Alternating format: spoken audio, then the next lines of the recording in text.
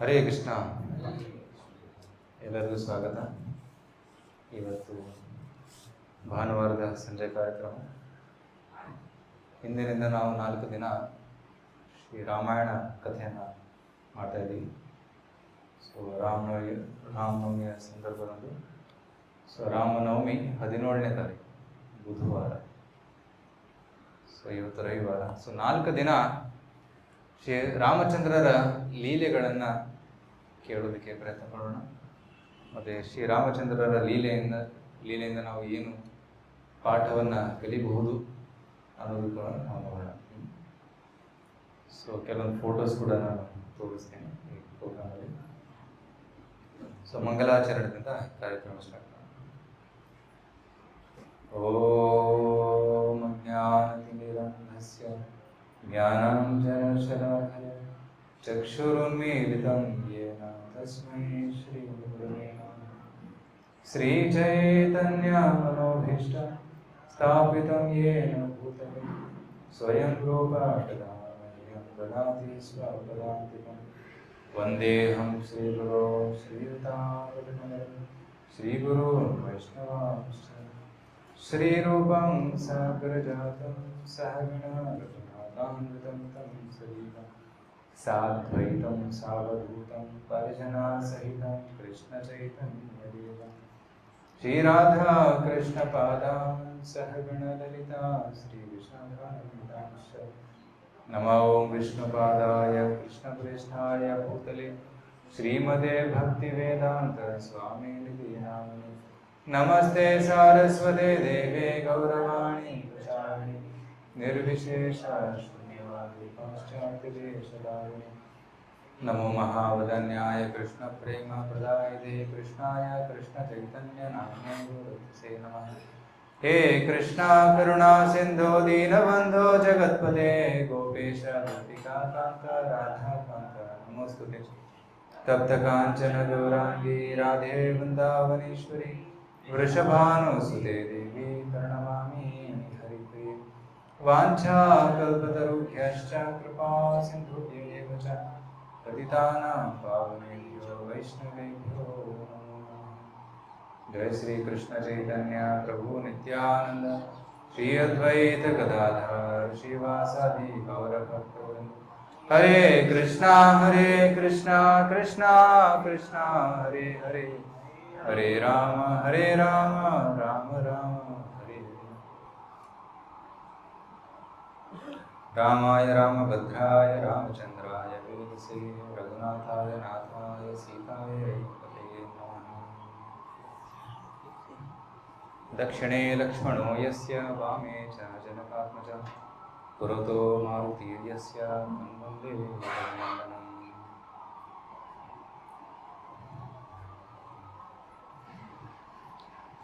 Hare Krishna.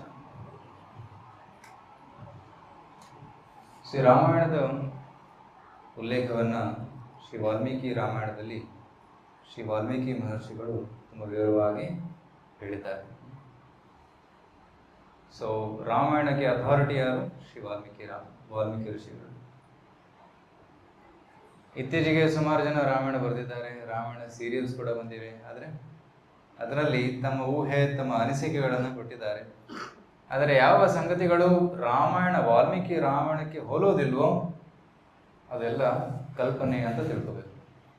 So original Ramayana ಯಾವುದು? ವಾಲ್ಮೀಕಿ ರಾಮಾಯಣ. ರಾಮಾಯಣ ಅನ್ನುವ ಪದದ ಅರ್ಥ ಏನು? ಪ್ರಭು ರಾಮಚಂದ್ರರ ಅಯನ ಅಂದರೆ travel, journey. The journey of lord Ram is called Ramayana. So Prabhu ರಾಮಚಂದ್ರರ ಚರಿತ್ರೆ ತುಂಬ ಅದ್ಭುತವಾದದ್ದು.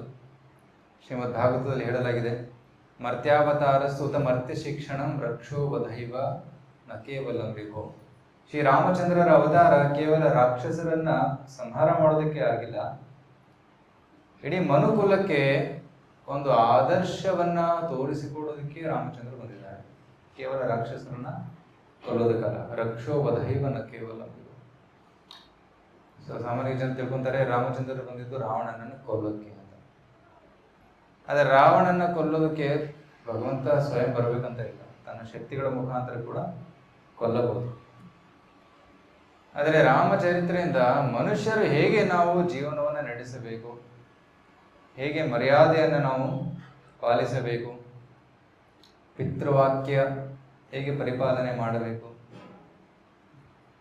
ಪತ್ನಿಯ ರಕ್ಷಣೆಯನ್ನು ಹೇಗೆ ಮಾಡಬೇಕು, ಆದರ್ಶ ನಾಯಕನಾಗಿ ಹೇಗೆ ರಾಜ್ಯಭಾರವನ್ನು ಮಾಡಬೇಕು, ಈ ರೀತಿ ಹಲವಾರು ಪಾಠಗಳನ್ನು ನಾವು ಪ್ರಭು ರಾಮಚಂದ್ರರ ಚರಿತ್ರೆಯಿಂದ ನಾವು ಕಲಿಬಹುದು. ಸೊ ಮರ್ತ್ಯಾವತಾರ ಸ್ತೂತ ಮರ್ತ್ಯ ಶಿಕ್ಷಣಂ. So Lord Ram's pastimes can be followed and imitated, but Krishna's pastimes difficult to imitate. ಶ್ರೀಕೃಷ್ಣನ ಲೀಲೆಗಳನ್ನ ಅನುಕರಣೆ ಮಾಡೋದು ಅಸಾಧ್ಯ, ಮಾಡಿಕೊಡೋದು ಡಿಫಿಕಲ್ಟ್. ಆದರೆ ಪ್ರಭು ರಾಮಚಂದ್ರರು ತೋರಿಸಿದಂತಹ ಆದರ್ಶವನ್ನು ನಾವೆಲ್ಲರೂ ಪರಿಪಾಲಿಸಬಹುದು. ಏಕಪತ್ನಿ ವ್ರತ, ಪಿತೃವಾಕ್ಯ ಪರಿಪಾಲನಾ, ಆದರ್ಶ ನಾಯಕತ್ವ, ಸೊ ಈ ರೀತಿ ಹಲವಾರು ಗುಣಗಳನ್ನು ನಾವು ಶ್ರೀರಾಮಚಂದ್ರರಲ್ಲಿ ನೋಡ್ತೀವಿ. ಸೊ ಈ ರಾಮಾಯಣವನ್ನ ವಾಲ್ಮೀಕಿ ಮಹರ್ಷಿಗಳು ತಮ್ಮ ದಿವ್ಯ ದೃಷ್ಟಿಯಿಂದ ನೋಡ್ತಾರೆ. ಸೊ ಒಮ್ಮೆ ಏನಾಗುತ್ತೆ ಅಂದರೆ, ವಾಲ್ಮೀಕಿ ಮಹರ್ಷಿಗಳು ನದಿಯಲ್ಲಿ ಸ್ನಾನಕ್ಕೆ ಹೋಗಿದ್ರು, ತಮಸಾ ನದಿಯಲ್ಲಿ ಸ್ನಾನಕ್ಕೆ ಹೋಗಿದ್ರು ತಮ್ಮ ಶಿಷ್ಯ ಭರದ್ವಾಜ ಮುನಿಗಳ ಜೊತೆ. ಸ್ನಾನ ಮಾಡಿ ಬಂದಾಗ ಅಲ್ಲಿ ಒಂದು ದೃಶ್ಯವನ್ನು ನೋಡ್ತಾರೆ. ಎರಡು ಪ್ರೌಂಚ ಪಕ್ಷಿಗಳು ಮೈಥುನ ಕ್ರಿಯೆಯಲ್ಲಿ ತೊಡಗಿದ್ದು ಆಟ ಆಡ್ತಾ ಇದ್ವು. ಆಗ ಒಬ್ಬ ಬೇಟೆಗಾರ ತನ್ನ ಬಾಣವನ್ನು ಹೊಡಿತಾನೆ, ಒಂದು ಪಕ್ಷಿಯನ್ನು ಕೊಂದಾಗ್ತಾನೆ, ಗಂಡು ಪಕ್ಷಿಯನ್ನು ಕೊಲ್ತಾನೆ. ಇದನ್ನು ನೋಡಿ ಅದು ಹೆಣ್ಣು ಪಕ್ಷಿ ಅಳ್ತಾ ಇತ್ತು, ಕೂಗ್ತಾ ಇತ್ತು, ಕೊರಗ್ತಾ ಇತ್ತು. ಇದನ್ನು ನೋಡಿ ವಾಲ್ಮೀಕಿ ಮಹರ್ಷಿಗಳ ಹೃದಯದಲ್ಲಿ ಕರುಣೆ ಉಂಟಾಗುತ್ತೆ, ಕ್ರೋಧ ಕೂಡ ಉಂಟಾಗುತ್ತೆ. ಆ ಕ್ರೋಧದಿಂದ ಅವರು ಶಾಪವನ್ನು ಕೊಡ್ತಾರೆ. ಹೇ ನಿಷಾಡ, ನೀನು ಈ ಮುಗ್ಧ ಪಕ್ಷಿಗೆ ಇಷ್ಟು ನೋವನ್ನು ಕೊಟ್ಟಿದ್ದೀಯಾ, ಸೊ ನಿನಗೆ ಈ ಜೀವನದಲ್ಲಿ ಮತ್ತು ಮುಂದಿನ ಜೀವನದಲ್ಲಿ ಸುಖ ಸಿಗೋದಿಲ್ಲ ಅನ್ನೋದು ಶಾಪವನ್ನು ಕೊಡ್ತಾರೆ. ಆದರೆ ಆ ಶಾಪ ಒಂದು ಶ್ಲೋಕದ ರೂಪದಲ್ಲಿ ಕೊಡ್ತಾರೆ. ಈ ಶ್ಲೋಕ, ಆ ಒಂದು ಶ್ಲೋಕದ ಒಂದು ಛಂದಸ್ಸು ಎಷ್ಟು ಸುಂದರವಾಗಿತ್ತು, ಮಧುರವಾಗಿತ್ತು ಅಂದರೆ ಅವರಿಗೆ ಆಶ್ಚರ್ಯವಾಯಿತು. ಈ ಶೋಕದಿಂದ ಒಂದು ಶ್ಲೋಕ ಬಂತು ನನ್ನ ಬಾಯಿಯಿಂದ. ಜನರಲ್ಲಿ ಶೋಕ ಬಂದಾಗ ಕಣ್ಣಲ್ಲಿ ನೀರು ಬರುತ್ತೆ, ಶ್ಲೋಕಗಳು ಬರೋದಿಲ್ಲ. ಆದರೆ ಶೋಕದಿಂದ ನನ್ನ ಬಾಯಿಯಿಂದ ಒಂದು ಶ್ಲೋಕ ಮೂಡಿ ಬಂದಿದೆ, ಎಂಥ ಅದ್ಭುತ ರಚನೆ ಇದು ಅಂತ ಅವರೇ ಆಶ್ಚರ್ಯಚಕಿತರಾದರು. ಅವರು ತಮ್ಮ ಆಶ್ರಮಕ್ಕೆ ಹೋಗ್ತಾರೆ. ಆಶ್ರಮಕ್ಕೆ ಹೋದ ತಕ್ಷಣ ಅಲ್ಲಿ ಬ್ರಹ್ಮದೇವರು ಪ್ರಕಟರಾಗ್ತಾರೆ. ಸೊ ಬ್ರಹ್ಮ ಅಪಿಯರ್ಸ್, ನನ್ನ ಬಾಯಿಯಿಂದ ಬಂದಂಥ ಈ ಶ್ಲೋಕ ಅದನ್ನು ಆ್ಯಕ್ಚುಲಿ ಅದು ನನ್ನ ಸ್ಫೂರ್ತಿಯಿಂದ ಬಂದಿದೆ. I inspired you to compose this words. ಏಕೆಂದರೆ ಮುಂದೆ ನೀನು ಒಂದು ಮಹಾಕಾವ್ಯವನ್ನು ರಚನೆ ಮಾಡ್ತೀಯ, ಒಂದು ಇತಿಹಾಸವನ್ನೇ ಬರಿತೀಯ. ಆ ಒಂದು ರಚನೆಯ ಒಂದು ಛಂದಸ್ಸು ನೀವು ಶ್ಲೋಕವನ್ನು ರಚನೆ ಮಾಡಿದ್ದೀರ ಆ ರೂಪದಲ್ಲಿರುತ್ತೆ. ಸೊ ಆಗ ಬ್ರಹ್ಮಜಿ ಹೇಳ್ತಾರೆ, ಸೊ ನಿನ್ನ ಹೃದಯದಲ್ಲಿ ಉಂಟಾದಂತಹ ಶ್ಲೋಕಕ್ಕೆ ಕಾರಣ ನಾನೇ. ಆ ಶ್ಲೋಕದಿಂದ ಒಂದು ಶ್ಲೋಕ ಬಂದಿದೆ, ಈಗ ನೀನು ರಾಮಾಯಣವನ್ನ ರಚನೆ ಮಾಡುವಂತ ಒಂದು ಆದೇಶವನ್ನು ಕೊಡ್ತಾರೆ. ಬ್ರಹ್ಮಾಜಿ ಆಶೀರ್ವಾದ ಕೊಡ್ತಾರೆ, ನನ್ನ ಆಶೀರ್ವಾದದಿಂದ ಇಡೀ ರಾಮಾಯಣ ನಿನಗೆ ಕಾಣುತ್ತೆ. you'll be able to see it and you'll be able to write it. ಸಾಗ Valmiki ಮಹರ್ಷಿಗಳು ಇಡೀ ರಾಮಾಯಣವನ್ನು ರಚನೆ ಮಾಡ್ತಾರೆ. ಆಗಿನ ಕಾಲದಲ್ಲಿ ರಚನೆ ಮಾಡೋದಂದ್ರೆ ಪುಸ್ತಕ ಪೆನ್ ಇಟ್ಕೊಂಡು ಬರೆಯೋದಲ್ಲ. ಯಾಕೆಂದ್ರೆ ಆಗಿನ ಕಾಲದಲ್ಲಿ ತ್ರೇತಾಯುಗದಲ್ಲಿ ಎಲ್ಲರೂ ಶ್ರುತಿಧರರಾಗಿದ್ದರು. ಶ್ರುತಿಧರ ಅಂದರೆ ಒಂದು ಸಲ ಕೇಳಿದ ಮೇಲೆ ಅವರು ನೆನ್ಪಿಟ್ಕೊತಾ ಇದ್ರು, ಬರಿತಾ ಇರಲಿಲ್ಲ. ಸ್ವಂತಹ ಕಾಲವಾಗಿತ್ತು. ವಾಲ್ಮೀಕಿ ಮಹರ್ಷಿಗಳು ತಮ್ಮ ಮನಸ್ಸಿನಲ್ಲಿಯೇ 24,000 ಶ್ಲೋಕದ ಈ ಮಹಾ ಗ್ರಂಥವನ್ನ ರಚನೆ ಮಾಡ್ತಾರೆ. 24,000 ಶ್ಲೋಕ. How many verses is Bhagavad Gita? 700. Srimad Bhagavata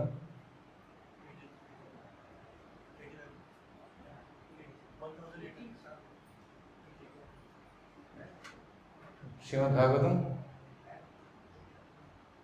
how many thousand verses? 1800 verses? No. No. 18,000. ಶ್ರೀಮದ್ ಭಾಗವತದಲ್ಲಿ 18,000 ಶ್ಲೋಕಗಳಿದ್ದಾವೆ. ಭಗವದ್ಗೀತೆಯಲ್ಲಿ 700 ಶ್ಲೋಕಗಳು, ರಾಮಾಯಣದಲ್ಲಿ 24,000 ಶ್ಲೋಕಗಳು, ಮಹಾಭಾರತದಲ್ಲಿ ಎಷ್ಟು? Any guesses? 1,00,000 ಶ್ಲೋಕಗಳು. And the biggest book and all the Vedas, among all the Vedas, Mahabharata is the biggest composition. ಅತಿ ದೊಡ್ಡ ಗ್ರಂಥ. ಸೊ ವಾಲ್ಮೀಕಿ ಮಹರ್ಷಿಗಳು ಈ ರಚನೆಯನ್ನು ಮಾಡ್ತಾರೆ. ಈ ರಾಮಾಯಣವನ್ನು ರಚನೆ ಮಾಡಿ ತಮ್ಮ ಆಶ್ರಮದಲ್ಲಿ ಯಾರಿಗೆ ನಾನು ಕಲಿಸೋಣ ಅಂತ ಅವರು ಯೋಚನೆ ಮಾಡ್ತಾರೆ. ಹೂಮ್ ಶುಡ್ ಐ ಟೀಚ್ ಇಟ್? ಅವರ ಆಶ್ರಮದಲ್ಲಿ ಸೀತೆಯ 2 ಮಕ್ಕಳು, ಲವ ಕುಶ, ಅವರಿಬ್ಬರು ಇದ್ದರು. ಲವಕುಶರನ್ನ ಕರೆದು ಅವರಿಗೆ ಪಾಠ ಮಾಡ್ತಾರೆ. 24,000 ಶ್ಲೋಕಗಳನ್ನು ಪಾಠ ಮಾಡ್ತಾರೆ. ಲವಕುಶ ಇದನ್ನ ತುಂಬ ಚೆನ್ನಾಗಿ ಅಧ್ಯಯನ ಮಾಡಿ, ಕಂಠಸ್ಥ ಮಾಡಿ, ಅದನ್ನ ಹಾಡೋದಕ್ಕೆ ಸ್ಟಾರ್ಟ್ ಮಾಡ್ತಾರೆ. ಅವರ ಮಧುರ ಕಂಠದಿಂದ ರಾಮಾಯಣವನ್ನು ಹಾಡಿದಾಗ ಎಲ್ಲರೂ ಆಶ್ಚರ್ಯಚಕಿತರಾಗಿ ಕೂತ್ಕೊಂಡು ಕೇಳ್ತಾ ಇದ್ರು. So it is very melodious to hear. ಆಗ ಆಶ್ರಮದಲ್ಲಿದ್ದಂಥ ಎಲ್ಲರೂ ಕೇಳ್ತಾ ಇದ್ರು. ಆಗ ವಾಲ್ಮೀಕಿಯವರು ಹೇಳ್ತಾರೆ, ಊರಿಗೆ ಹೋಗಿ ನೀವು ರಾಮಾಯಣ ಕಥೆಯನ್ನು ಹೇಳಿ ಅಂತ. ಆಗ ಲವಕುಶ ಒಂದು ಊರಿನಿಂದ ಇನ್ನೊಂದು ಊರಿಗೆ ಹೋಗಿ ರಾಮಾಯಣ ಕಥೆಯನ್ನು ಹೇಳ್ತಾ, ಹಾಡ್ತಾ, ತಂಬೂರಿ ಇಟ್ಕೊಂಡು ಹಾಡ್ತಾ ಹೋಗ್ತಾ ಇದ್ರು. ಹಾಡ್ತಾ ಹಾಡ್ತಾ ಅಯೋಧ್ಯೆಗೆ ಬರ್ತಾರೆ. ಅಯೋಧ್ಯೆಗೆ ಬಂದು ಅಯೋಧ್ಯೆಯಲ್ಲಿ ಹಾಡುವಾಗ ರಾಮಚಂದ್ರರಿಗೆ ಸುದ್ದಿ ಕೇಳುತ್ತೆ, ಯಾರೋ 2 ಋಷಿಗಳು ಬಂದಿದ್ದಾರೆ, ಸಂಗೀತವನ್ನು ಹಾಡ್ತಾ ಇದ್ದಾರೆ, ನಮ್ಮ ಅರಮನೆಗೆ ಕರೆದುಕೊಂಡು ಬನ್ನಿ. ರಾಮಚಂದ್ರಿಗೆ ಗೊತ್ತಿರಲಿಲ್ಲ ಅವರೇ ನನ್ನ ಮಕ್ಕಳು ಅಂತ. ಯಾಕಂದರೆ ಅದು ಬೇರೆ ಕತೆ, ಅದು ಲಾಸ್ಟ್ ದಿನ ಡಿಸ್ಕಸ್ ಮಾಡೋಣ, ಯಾಕೆ ಸೀತೆಯನ್ನು ಕಾಡಿ ಕಳಿಸಿದ್ರು ಅಂತ. ಸೊ ಲವಕುಶ ಇಬ್ಬರನ್ನ ಅರಮನೆಗೆ ಬರಮಾಡಿಕೊಂಡು ಅಲ್ಲಿ ಆಸನದ ಮೇಲೆ ಕೂರಿಸಿ ಅಲ್ಲಿ ರಾಮಾಯಣವನ್ನ ಹಾಡೋದಕ್ಕೆ ಸ್ಟಾರ್ಟ್ ಮಾಡ್ತಾರೆ. ಆಗ ರಾಮಚಂದ್ರರು, ಎಲ್ಲ ಮಂತ್ರಿಗಳು, ಎಲ್ಲ ಸಂತರು, ಸಾಧುಗಳು ಎಲ್ಲರೂ ಕೂತ್ಕೊಂಡು ಕೇಳ್ತಾ ಇದ್ರು. ಸೊ ಈ ರೀತಿ ರಾಮಚಂದ್ರರು ಕೂಡ ತುಂಬಾ ಏಕಾಗ್ರತೆಯಿಂದ ಮಧುರವಾದ ರಾಮಾಯಣವನ್ನ ಕೇಳ್ತಾ ಇದ್ರು. ತಮ್ಮ ಲೀಲೆಯನ್ನ ಅವರೇ ಕೇಳ್ತಾ ಇದ್ದಾರೆ. ಸೊ ಕೇಳ್ತಾ ಕೇಳ್ತಾ ಮೈ ಮರೆತು ಬಿಡ್ತಾರೆ. ಮೇಲೆ ಕೂತಿದ್ರು ಸಿಂಹಾಸನದ ಮೇಲೆ, ಮತ್ತೆ ಲವಕುಶ ಕೆಳಗಡೆ ಇನ್ನೊಂದು ಆಸನದಲ್ಲಿ ಕೂತ್ಕೊಂಡಿದ್ರು. ಆಗ ರಾಮಚಂದ್ರರು ಒಂದೊಂದು ಹೆಜ್ಜೆ ಕೆಳಗಿಡ್ತಾ ಇಳ್ಕೊಂಡು ಬಂದ್ಬಿಡ್ತಾರೆ. ಕೆಳಗಡೆ ಕೂತ್ಕೊಂಡು ಸ್ಟಾರ್ಟ್ ಮಾಡ್ತಾರೆ. ಯಾಕೆಂದ್ರೆ ನಾನು ಗುರುಗಳ ಮೇಲೆ ಕೂತ್ಕೋಬೇಕು, ನಾನ್ಯಾಕೆ ಮೇಲೆ ಕೂತ್ಕೊಳ್ಳಿ ಅಂತ ಅವರು ಕೆಳಗಡೆ ಇಟ್ಕೊಂಡು ಬಂದು ಕೆಳಗಡೆ ಯಾರಿಗೂ ಗೊತ್ತಾಗ್ಲಿಲ್ಲ, ಎಲ್ಲರೂ ಮೈ ಮರೆತು ಬಿಟ್ಟಿದ್ರು. So lord Ram's pastimes are so attractive that lord Ram himself gets attracted to it. ಭಗವಂತನ ಚರಿತ್ರೆ ಎಷ್ಟು ಆಕರ್ಷಕವಾದದ್ದು ಅಂದ್ರೆ ಭಗವಂತನೇ ಆಕರ್ಷಿತನಾಗ್ತಾನೆ. ಕೃಷ್ಣ ಲೀಲೆ ಕೂಡ ಎಷ್ಟು ಆಕರ್ಷಕರ ಅಂದ್ರೆ ಕೃಷ್ಣನೇ ಆಕರ್ಷಿತನಾಗಿ ಜಗನ್ನಾಥನ ರೂಪ ತಗೊಂತಾನೆ. ಕತೆ ಕೇಳಿರಬೇಕು. ದ್ವಾರಕೆಯಲ್ಲಿ ಕೃಷ್ಣನ 16,000 ರಾಣಿಗಳಿಗೆ ಕೃಷ್ಣ ಕತೆ ಕೇಳಬೇಕು ಅಂತ ಆಸೆ ಆಗುತ್ತೆ. ಬೃಂದಾವನ ಲೀಲೆ ಕೇಳಬೇಕು ಅಂತ ಆಸೆ ಆಗುತ್ತೆ. ಹಾಗೆಲ್ಲ ರಾಣಿಯರು ಇವ್ರ ಹತ್ರ ರಿಕ್ವೆಸ್ಟ್ ಮಾಡ್ತಾರೆ. ರೋಹಿಣಿ ದೇವಿ ಅವರಿಗೆ ರಿಕ್ವೆಸ್ಟ್ ಮಾಡ್ತಾರೆ, ದಯವಿಟ್ಟು ನೀವು ಕೃಷ್ಣನ ಬಾಲ್ಯ ಲೀಲೆಯನ್ನು ಹೇಳಿ ಅಂತ. ಯಾಕಂದ್ರೆ ನೀವು ಬಾಲ್ಯ ಲೀಲೆಯನ್ನು ನೋಡಿದ್ದೀರ, ಯಶೋದ ನಂದ ಮಹಾರಾಜರು ನೋಡಿದಂಥ ಲೀಲೆಗಳನ್ನು ತಾವು ಕೂಡ ನೋಡಿದ್ದೀರ. ಯಾಕಂದ್ರೆ ರೋಹಿಣಿ ಮಾತೆ ಕೂಡ ಬೃಂದಾವನದಲ್ಲಿದ್ದರು, ಬಲರಾಮನ ತಾಯಿ. ಹಾಗಾದ್ರು ಹೇಳ್ತಾಳೆ, ನಾನು ಕತೆ ಹೇಳ್ತೀನಿ, ಆದರೆ ಕೃಷ್ಣ ಬಲರಾಮ ಕೇಳಬಾರ್ದು, ಕೃಷ್ಣ ಬಲರಾಮ ಈ ಕಥೆಯನ್ನು ಕೇಳಿಬಿಟ್ರೆ ತಕ್ಷಣ ದ್ವಾರಕೆಯನ್ನು ಬಿಟ್ಟು ವೃಂದಾವನ ಹೊರಟು ಬಿಡ್ತಾರೆ. ಯಾಕಂದ್ರೆ ಶ್ರೀಮತಿ ರಾಧಾರಾಣಿ ಗೋಪ ಗೋಪಿಯರ ನೆನಪಾಗುತ್ತೆ, ಅಲ್ಲಿ ಹೋಗ್ಬಿಡ್ತಾರೆ. ಆಯ್ತು, ನಾವು ಟೈಟ್ ಸೆಕ್ಯೂರಿಟಿ ಅರೇಂಜ್ ಮಾಡ್ತೀವಿ, ಒಂದು ಕ್ಲೋಸ್ಡ್ ರೂಮಲ್ಲಿ ಕತೆ ಮಾಡೋಣ ಅಂತ. ಸೊ ಒಂದು ದೊಡ್ಡ ಹಾಲ್ ಬುಕ್ ಮಾಡಿ ಎಲ್ಲ 16,000 ಜನರು ಕೂತಿದ್ರು, ಎಲ್ಲ ರಾಣಿಯರು. ಸೊ ರೋಹಿಣಿ ದೇವಿ ಕತೆ ಹೇಳೋಕೆ ಸ್ಟಾರ್ಟ್ ಮಾಡ್ತಾರೆ. ಗೇಟ್ ಹತ್ರ ಸುಭದ್ರ ದೇವಿನ ನಿಲ್ಲಿಸ್ತಾರೆ. ಸುಭದ್ರ, ನೀನು ಗೇಟ್ ಹತ್ರ ನಿಲ್ಲಿ, ಯಾರೂ ಬರಬಾರ್ದು, ವಿಶೇಷವಾಗಿ ಕೃಷ್ಣ ಬಲರಾಮ ಒಳಗೆ ಬರಲೇಬಾರ್ದು. ಆದರೆ ಸುಭದ್ರ ಕೂಡ ವೃಂದಾವನ ಲೀಲೆಯನ್ನು ಕೇಳಿರಲಿಲ್ಲ. ಯಾಕಂದ್ರೆ ಅವಳು ಹುಟ್ಟಿದ್ದು ದ್ವಾರಕದಲ್ಲಿ, ಅವಳು ಕೇಳೋ ಆಸೆ. ನನಗೆ ಯಾಕೆ ಹೊರಗೆ ಹಾಕ್ತೀರಾ? ಕೆಲವೊಮ್ಮೆ ಆಗುತ್ತಲ್ಲ, ಎಲ್ಲರೂ ಕತೆ ಕೇಳ್ತಾ ಇದ್ದಾರೆ, ಆದರೆ ಕಿಚನಲ್ಲಿ ಸೇವ್ ಮಾಡೋರು ಕತೆ ಕೇಳೋಕ್ಕಾಗಲ್ಲ. ಯಾರೋ ಪರ್ಚೇಸ್ ಮಾಡೋಕೆ ಹೋಗಿರ್ತಾರೆ, ಅವ್ರಿಗೆ ಕತೆ ಕೇಳೋಕ್ಕಾಗಲ್ಲ. ಅದು ನೋವಾಗುತ್ತೆ, ಕತೆ ಕೇಳೋಕ್ಕಾಗ್ತಾ ಇಲ್ಲ. ಸುಭದ್ರಾ ದೇವಿ ಕೂಡ ಅವಳಿಗೆ ಆ ರೀತಿ ಸ್ವಲ್ಪ ನೋವಾಗ್ತಾಯಿತ್ತು, ನಾನು ಕತೆ ಕೇಳಬೇಕು ಅಂತ. ಸೊ ಅವಳು ಕಿವಿ ಸ್ವಲ್ಪ ಡೋರ್ ಓಪನ್ ಮಾಡಿ ಕಿವಿ ಹಚ್ಚಿ ಕೇಳ್ತಾ ಇದ್ದು ಏನು ನಡೀತಾ ಇದೆ. ಸೊ ಕೇಳ್ತಾ ಕೇಳ್ತಾ ಕೇಳ್ತಾ ಅವಳು ಮೈ ಮರೆತು ಬಿಡ್ತಾಳೆ. ಯಾರು ಬಂದಿದ್ದು ಗೊತ್ತಾಗಲ್ಲ. ಆ ಕೃಷ್ಣ ಬಲರಾಮ ಬರ್ತಾರೆ. ಕೃಷ್ಣ ಬಲರಾಮ ಬಂದು ನೋಡ್ತಾರೆ, ಓ ಕತೆ ನಡೀತಾ ಇದೆ. ಅವರು ಕೇಳೋಕ್ಕೆ ಸ್ಟಾರ್ಟ್ ಮಾಡ್ತಾರೆ. ಸೊ ಕೇಳ್ತಾ ಕೇಳ್ತಾ ಅವರು ಮೈ ಮರೆತು ಬಿಡ್ತಾರೆ. ಬೃಂದಾವನ ನೆನಪಾಗುತ್ತೆ, ಗೋಪ ಗೋಪಿಯರ ನೆನಪಾಗುತ್ತೆ, ಹಸುಗಳ ನೆನಪಾಗುತ್ತೆ, ಯಮುನಾ ಗೋವರ್ಧನ ಪರ್ವತ ಇದೆಲ್ಲ ನೆನಪಾದ ತಕ್ಷಣ ಅವರು ಮೈ ಮರೆತು ಅದ್ಭುತ ಮಹಾಭಾವದ ಪ್ರಕಾಶ ಅವರ ದೇಹದಲ್ಲಾಗುತ್ತೆ. ಕಣ್ಣು ದೊಡ್ಡದಾಗುತ್ತೆ, ಕೈ ಒಳಗೆ ಹೋಗುತ್ತೆ, ಕಾಲು ಒಳಗೆ ಹೋಗುತ್ತೆ. ಆ ಒಂದು ರೂಪ ಜಗನ್ನಾಥನ ರೂಪ, ಜಗನ್ನಾಥ ಬಲದೇವ ಸುಭದ್ರಾಲಿ. ಆ ಒಂದು ರೂಪವನ್ನು ನಾರದ ಮುನಿಗಳು ನೋಡ್ತಾರೆ. ನಾರದ ಮುನಿಗಳು ಬಂದು, ಪ್ರಭು ಎಂಥ ಅದ್ಭುತವಾದ ರೂಪ ಇದು, ಇದೇ ರೂಪದಲ್ಲಿ ದಯವಿಟ್ಟು ನೀವು ಭೂಮಿಯಲ್ಲಿ ಅವತರಿಸಿ ಅಂತ ರಿಕ್ವೆಸ್ಟ್ ಮಾಡ್ತಾರೆ. ಆಗ ಜಗನ್ನಾಥ ಹೇಳ್ತಾನೆ, ಆಯಿತು, ಕಲಿಯುಗದಲ್ಲಿ ನಾನು ಆ್ಯಕ್ಚುಲಿ ಬ್ರಹ್ಮಾಜಿಯ 50 ವರ್ಷದಲ್ಲಿ, ಪ್ರಥಮ 50 ವರ್ಷಗಳಲ್ಲಿ ನಾನು ಬಿಂದು ಮಾಧವನ ರೂಪದಲ್ಲಿ ನೀಲಾಚಲದಲ್ಲಿ ವಾಸ ಮಾಡ್ತೀನಿ. ಬ್ರಹ್ಮಾಜಿ ಇನ್ನೂ 50 ವರ್ಷದಲ್ಲಿ ನಾನು ಜಗನ್ನಾಥನ ರೂಪದಲ್ಲಿ ಭೂಮಿ ಮೇಲೆ ಕಾಣಿಸ್ಕೊಳ್ತೀನಿ ಅಂತ ಜಗನ್ನಾಥನ ರೂಪದಲ್ಲಿ ಅವರು ಜಗನ್ನಾಥಪುರಿಯಲ್ಲಿ ನೆಲೆಸಿದ್ದಾರೆ. ಸೊ ಈ ರಾಮಚಂದ್ರರು ತಮ್ಮ ಲೀಲೆಯನ್ನು ಕೇಳ್ತಾ ಕೇಳ್ತಾ ಮೆಮ್ಮದ್ಬಿಡ್ತಾರೆ. ಸೊ ಇದು ಅದ್ಭುತವಾದಂತಹ ರಾಮಾಯಣ. ಸೊ ರಾಮಾಯಣವನ್ನು ಕೇಳ್ತಾ ಕೇಳ್ತಾ ನಾವು ರಾಮ ಲೀಲೆಯಲ್ಲಿ ಪ್ರವೇಶ ಮಾಡಬೇಕು. Get observe in that. So ready ಇದ್ದೀರಾ? ಈಗ ರಾಮಾಯಣ ಸ್ಟಾರ್ಟ್ ಮಾಡಿ. ಉತ್ತರ ಭಾರತದಲ್ಲಿ ಅಯೋಧ್ಯ ಅನ್ನುವ ಮಹಾ ಒಂದು ಊರಿತ್ತು. ಸೊ ಈಗಲೂ ಇದೆ, ಬಟ್ ಆಗಿನ ಕಾಲದಲ್ಲಿ it was a big city. 90 miles long and 25 miles wide. Huge city.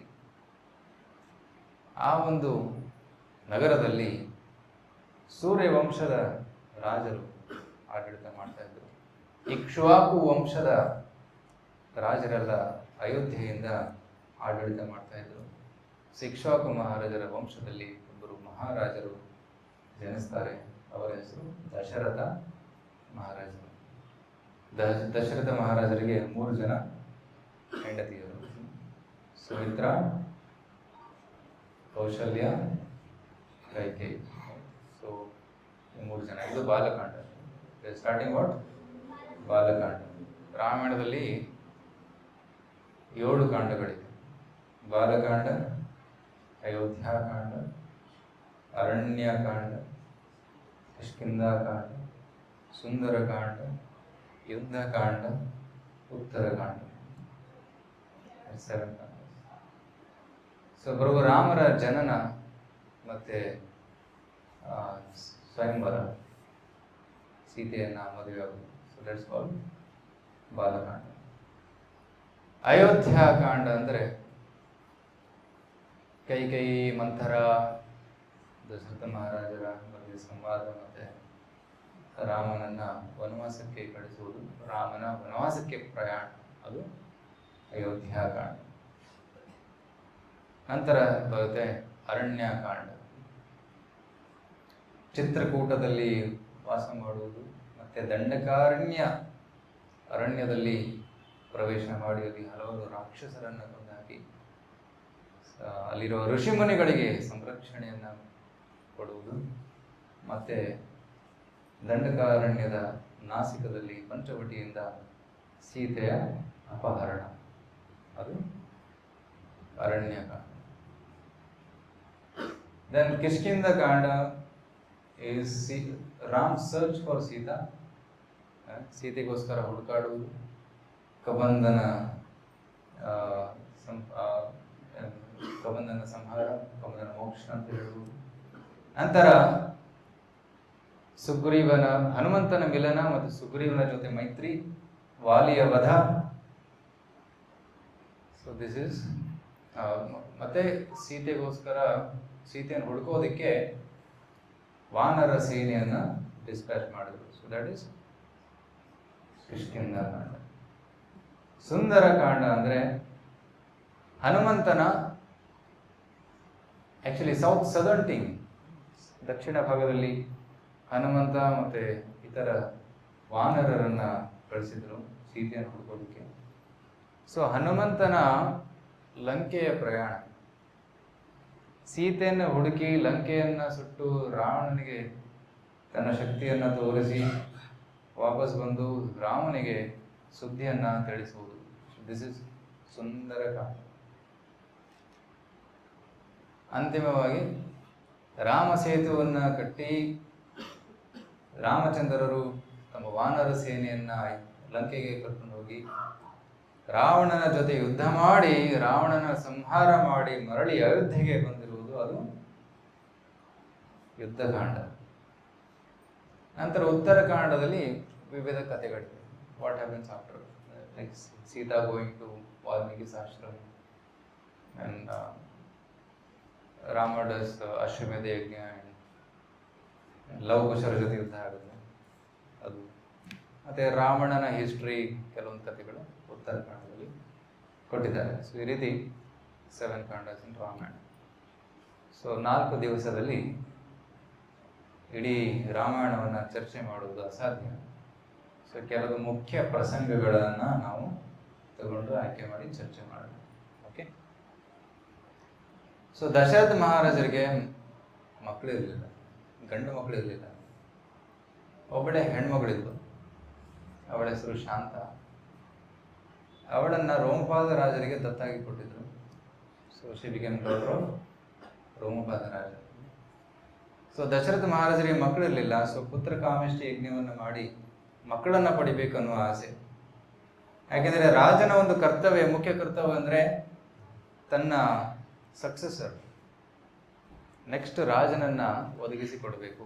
ಅದು ರಾಜನ ಒಂದು ಮುಖ್ಯ ಕರ್ತವ್ಯ. ಸೊ ಅದಕ್ಕಾಗಿ ಗಂಡ್ಮಕ್ಳು ಬೇಕಿತ್ತು. ಅದಕ್ಕೆ ತಪಸ್ಸು ಅಂದರೆ ಪೂಜೆ ಯಜ್ಞಗಳನ್ನು ಮಾಡೋಕ್ಕೆ ನಿರ್ಧಾರ ಮಾಡ್ತಾರೆ. ಆಗ ಅವರ ಮಂತ್ರಿ ಸುಮಂತ್ರ ಒಂದು ಒಳ್ಳೆ ಮಂತ್ರಣವನ್ನು ಕೊಡ್ತಾನೆ. ಅದೇನಂದರೆ, ನನಗೊತ್ತು ಇದಕ್ಕೆ ಪರಿಹಾರ ಏನು ಅಂತ. ಆಕ್ಚುಲಿ ರೋಮಪಾದ ರಾಜರ ರಾಜಧಾನಿಯಲ್ಲಿ, ರಾಜ್ಯದಲ್ಲಿ ಬರಗಾಲ ಬಂದಿತ್ತು, ಮಳೆ ಬರ್ತಾ ಇರಲಿಲ್ಲ. ಆಗ ಮಳೆ ಬರ್ಸೋದಕ್ಕೆ ರೋಮಪಾದ ರಾಜರಿಗೆ ಸನತ್ ಕುಮಾರರು ಒಂದು ಋಷಿ ಮುನಿಗಳು ಒಂದು ಸಲಹೆ ಕೊಡ್ತಾರೆ. ಅದೇನಂದ್ರೆ, ಹತ್ತಿರದಲ್ಲಿರುವ ಕಾಡಿನಲ್ಲಿ ಮೃಗಿ ಋಷಿಯ ಮಗನಾದಂತಹ ಋಷ್ಯಶೃಂಗ ತುಂಬಾ ಶಕ್ತಿಶಾಲಿ. ಅವರನ್ನ ನೀವು ನಿಮ್ಮ ರಾಜ್ಯಕ್ಕೆ ಕರ್ಕೊಂಡು ಬಂದ್ರೆ, ಅವ್ರ ಪಾದ ಸ್ಪರ್ಶ ಆದರೆ ಸಾಕು ಮಳೆ ಬರುತ್ತೆ. ಆದರೆ ಶೃಂಗಿ ಋಷಿಯನ್ನ ಹೇಗೆ ಕರ್ಕೊಂಡು ಬರೋದು? ಅವ್ರು ಕಾಡಲ್ಲಿರ್ತಾರೆ, ತಪಸ್ಸು ಮಾಡ್ತಾರೆ. ಸನ್ಯಾಸಿಗಳಿಗೆ, ಋಷಿ ಮುನಿಗಳಿಗೆ ಈ ಒಂದು ಐಷಾರಾಮಿ ಜೀವನದ ಆಸೆ ಇರೋದಿಲ್ಲ. ಮತ್ತೆ ಏನಂತಾರೆ, ಸಂಪತ್ತು, ದುಡ್ಡು, ಅದಕ್ಕೆ ವ್ಯಾಮೋಹ ಇರೋದಿಲ್ಲ. ಅವರನ್ನು ಹೇಗೆ ಕರ್ಕೊಂಡ್ಬರೋದು? ಆಗ ಒಂದು ಐಡಿಯಾ ಕೊಡ್ತಾರೆ. ಅದೇನಂದ್ರೆ, ಆಕ್ಚುಲಿ ಶೃಂಗಿ ಋಷಿಗಳು ಯಾವುದೇ ಸ್ತ್ರೀಯನ್ನ ಒಂದು ಸಲ ನೋಡಿಲ್ಲ. ಮೃಗಿ ಋಷಿ ಆಶ್ರಮದಲ್ಲಿ ಕೇವಲ ಬ್ರಹ್ಮಚಾರಿಗಳು, ಗಂಡಸರು ಮಾತ್ರ ಇರ್ತಾರೆ. ಯಾರು ಹೆಂಗಸರು ಸುತ್ತಮುತ್ತ ಬರೋ ಹಾಗಿಲ್ಲ. ಅಂತಹ ಒಂದು ಯೋಜನೆ ಮಾಡಿದರು. ಅದಕ್ಕೆ ನೀವೇನು ಮಾಡಿ, ನಿಮ್ಮಲ್ಲಿರುವಂತಹ ಒಳ್ಳೆ ಸುಂದರವಾದ ಸ್ತ್ರೀಯರನ್ನು ಕಳಿಸಿ ಅವರನ್ನ ವಶ ಮಾಡಿಕೊಂಡು ಬನ್ನಿ ಅಂತ ಒಂದು ಐಡಿಯಾ ಮಾಡ್ತಾರೆ. ಸೊ ನದಿ ದಾಟಿ ಕೆಲವರು ಸ್ತ್ರೀಯರು ಹೋಗ್ತಾರೆ. ಆಗ ಋಷಿಗಳು ಅವರು ಸಂಚಾರ ಮಾಡ್ತಾ ಮಾಡ್ತಾ ಯಾವುದೋ ಹೊಸ ಆಶ್ರಮಕ್ಕೆ ಬಂದ್ಬಿಡ್ತಾರೆ. ಯಾರು ನೀವು ಅಂತ ಕೇಳ್ತಾರೆ. ನಾವು ನದಿ ಆ ಕಡೆ ಇರುವಂಥ ಋಷಿಗಳು, ಇಲ್ಲಿಗೆ ಬಂದಿದ್ದೀವಿ ನಾವು. ಹೌದಾ, ನಿಮ್ಮ ಮಾತು ತುಂಬ ಮಧುರವಾಗಿದೆ, ಈ ರೀತಿ ಮಾತುಗಳನ್ನು ನಾನು ಎಂದೂ ಕೇಳಿಲ್ಲ. ಸೊ ಮತ್ತೆ ನೀವು ನೋಡೋದಕ್ಕೂ ತುಂಬ ಸುಂದರವಾಗಿದೆ, ಎಂತಹ ಋಷಿಗಳು ನೀವು ಅಂತ ಕೇಳ್ತಾರೆ. Rishyashringa was very innocent. ನೀವು ದೂರ ದೇಶದಿಂದ ಬಂದಿದ್ದೀರಾ, ನಮ್ಮ ಆಶ್ರಮಕ್ಕೆ ಬನ್ನಿ ಅಂತ ರಿಕ್ವೆಸ್ಟ್ ಮಾಡ್ತಾರೆ. ಸೊ ಶೃಂಗಿ ಋಷಿ ಆಶ್ರಮಕ್ಕೆ ಬಂದಾಗ ಅವರು ಅವ್ರ ಜೊತೆ ಸ್ವೀಟ್ಸು ಮತ್ತು ಹಲವಾರು ವ್ಯಂಜನಗಳನ್ನು ತಗೊಂಡ್ಬರ್ತಾರೆ, ಅಡುಗೆ ಮಾಡಿದ ಸ್ವಾದಿಷ್ಟವಾದ. ಶೃಂಗಿ ಋಷಿ ಕಾಡಲ್ಲಿ ಕೇವಲ ಕಂದ, ಮೂಲ, ಎಲೆ, ಗಡ್ಡೆಗಳನ್ನು ತಿಂತಾ ಇದ್ರು.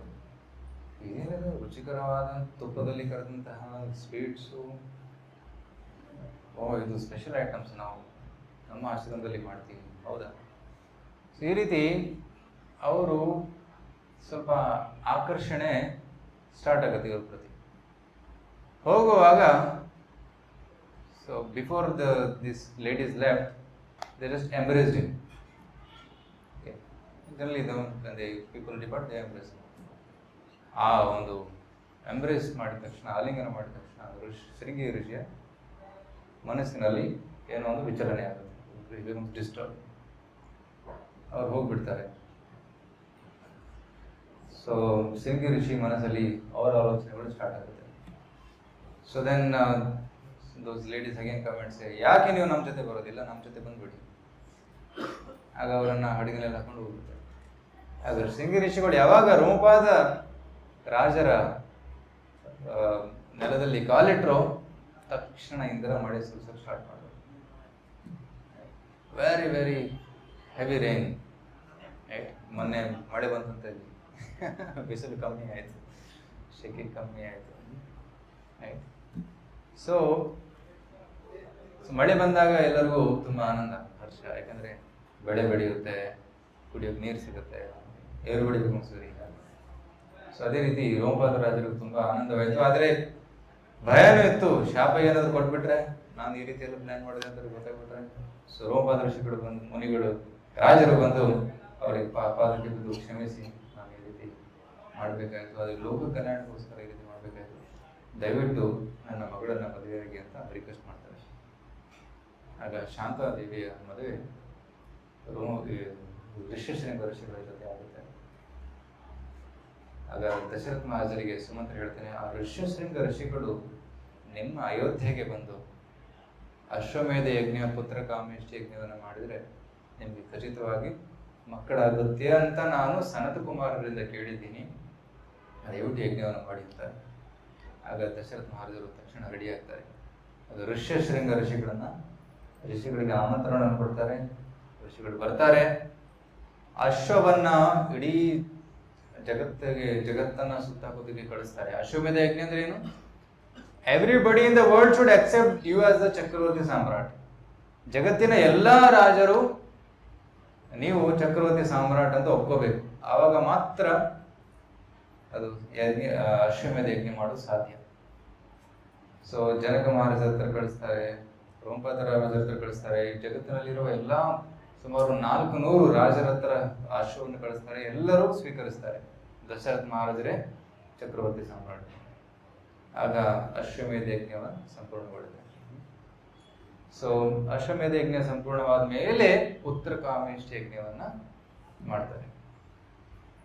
ಸೊ ಪುತ್ರ ಕಾಮೇಷ್ಟಿ ಯಜ್ಞ ಮಾಡಿದಾಗ ಆ ಯಜ್ಞದಿಂದ ಯಜ್ಞ ಪುರುಷ ಪ್ರಕಟವಾಗಿ ತನ್ನ ಕೈಯಲ್ಲಿ ಪಾಯಸವನ್ನ ತಗೊಂಡ್ಬಂದಿರ್ತಾರೆ. ಡ್ರಿಂಕ್ಸ್, ಸ್ವೀಟ್ ರೈಸ್, ಪಾಯಸ, ಪ್ರಸಾದ.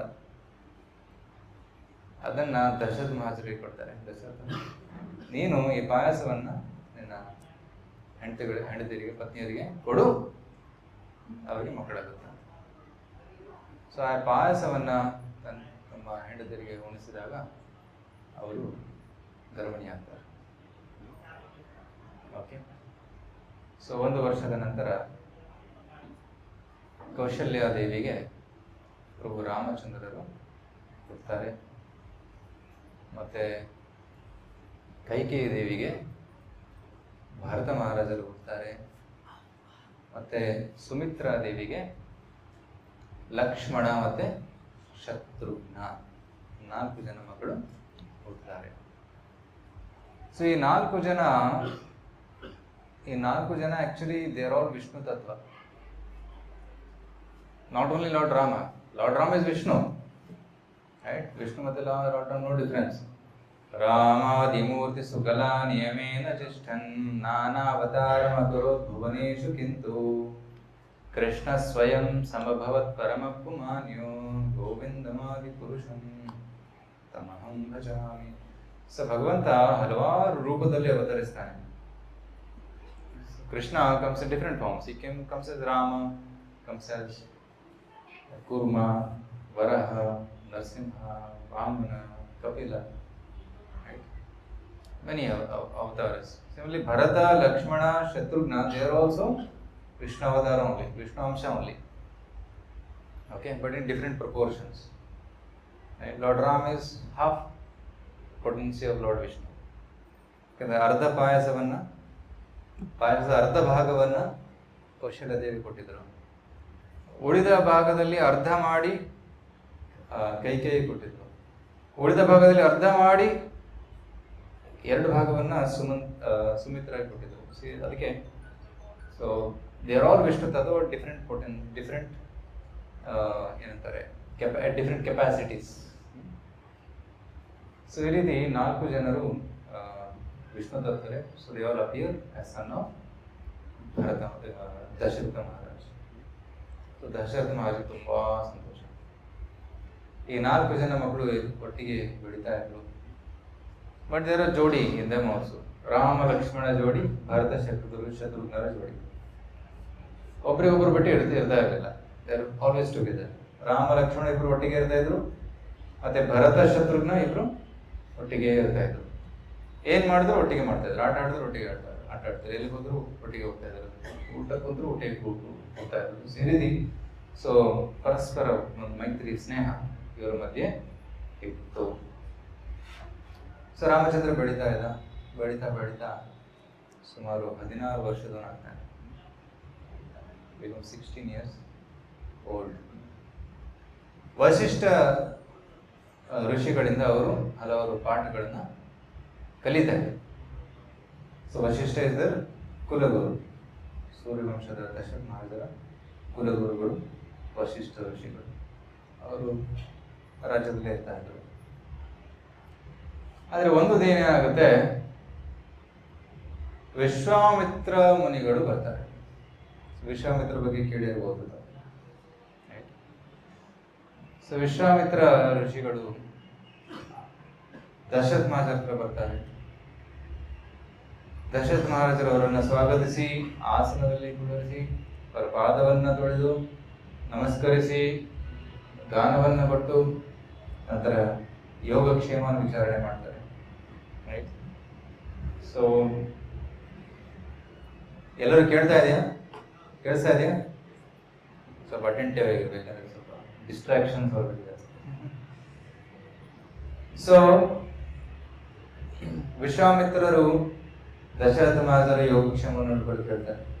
ಆಕ್ಚುಲಿ ದಶರಥ ಮಹಾರಾಜರ ರಾಜನಾಗಿದ್ದ, ವಿಶ್ವಾಮಿತ್ರ ಸನ್ಯಾಸಿಯಾಗಿದ್ದರು, ಕಾಡಲ್ಲಿ ಇರ್ತಾ ಇದ್ರು.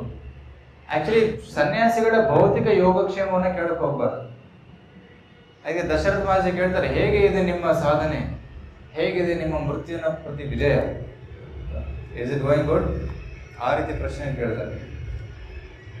ಆಗ ವಿಶ್ವಾಮಿತ್ರ ಏನ್ ಕೇಳ್ತಾರೆ ದಶರಥ ಮಹಾರಾಜರಿಗೆ, ನಿನ್ನ ರಾಜ್ಯ ಎಲ್ಲ ಚೆನ್ನಾಗಿದೆಯಾ, ಚೆನ್ನಾಗಿ ಎಲ್ಲರೂ ನೀನ್ ಮಾತನ್ನು ಕೇಳ್ತಾ ಇದ್ದಾರಾ, is everything under control, is your finance okay?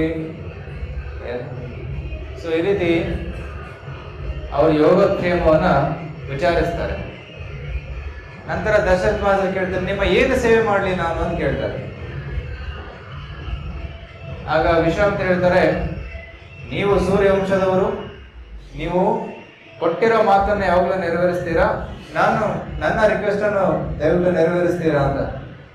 ಆಗ ದಶರಥ ಮಹಾರಾಜ ಹೇಳ್ತಾರೆ, ನನ್ನಾಣೆ, ನಾನು ಖಚಿತವಾಗೂ ನಿಮ್ಮ ಇಚ್ಛೆಯನ್ನ ಪೂರೈಸ್ತೀನಿ ಅಂತ. ಆಗ ವಿಶ್ವಾಮಿತ್ರ ಹೇಳ್ತಾರೆ, ನನ್ನ ಆಶ್ರಮದಲ್ಲಿ ಸ್ವಲ್ಪ ತೊಂದರೆ ಆಗ್ತಾ ಇದೆ. ಆ ತೊಂದರೆ ಏನಂದ್ರೆ, ಮಾರೀಚ ಮತ್ತೆ ಸುಬಾಹು ಅನ್ನೋ ರಾಕ್ಷಸರು ಬಂದು ನಮ್ಮ ಯಜ್ಞವನ್ನ ನಾಶ ಮಾಡ್ತಾ ಇದ್ದಾರೆ, ಕಲುಷಿತಗೊಳಿಸ್ತಾ ಇದ್ದಾರೆ. ಯಜ್ಞ ಸಂಪೂರ್ಣ ಆಗೋ ಹೊತ್ತಿನಲ್ಲಿ ಬಂದು ಮಲಮೂತ್ರ ವಿಸರ್ಜನೆ ಮಾಡ್ತಾರೆ, ಋಷಿಗಳಿಗೆ ಕಾಟ ಕೊಡ್ತಾರೆ. ಸೊ ದಯವಿಟ್ಟು ರಾಮನನ್ನ ಕಳಿಸಿ ಅವರನ್ನ ಸಂಹಾರ ಮಾಡಿಸಿ ಅಂತ. ಇದನ್ನ ಕೇಳಿದ ತಕ್ಷಣ ದಶರಥ ಮಹಾದೇವಿ ಹೃದಯಾಘಾತವಾಗುತ್ತ. ರಾಮನನ್ನು ಕಳಿಸ್ಬೇಕ?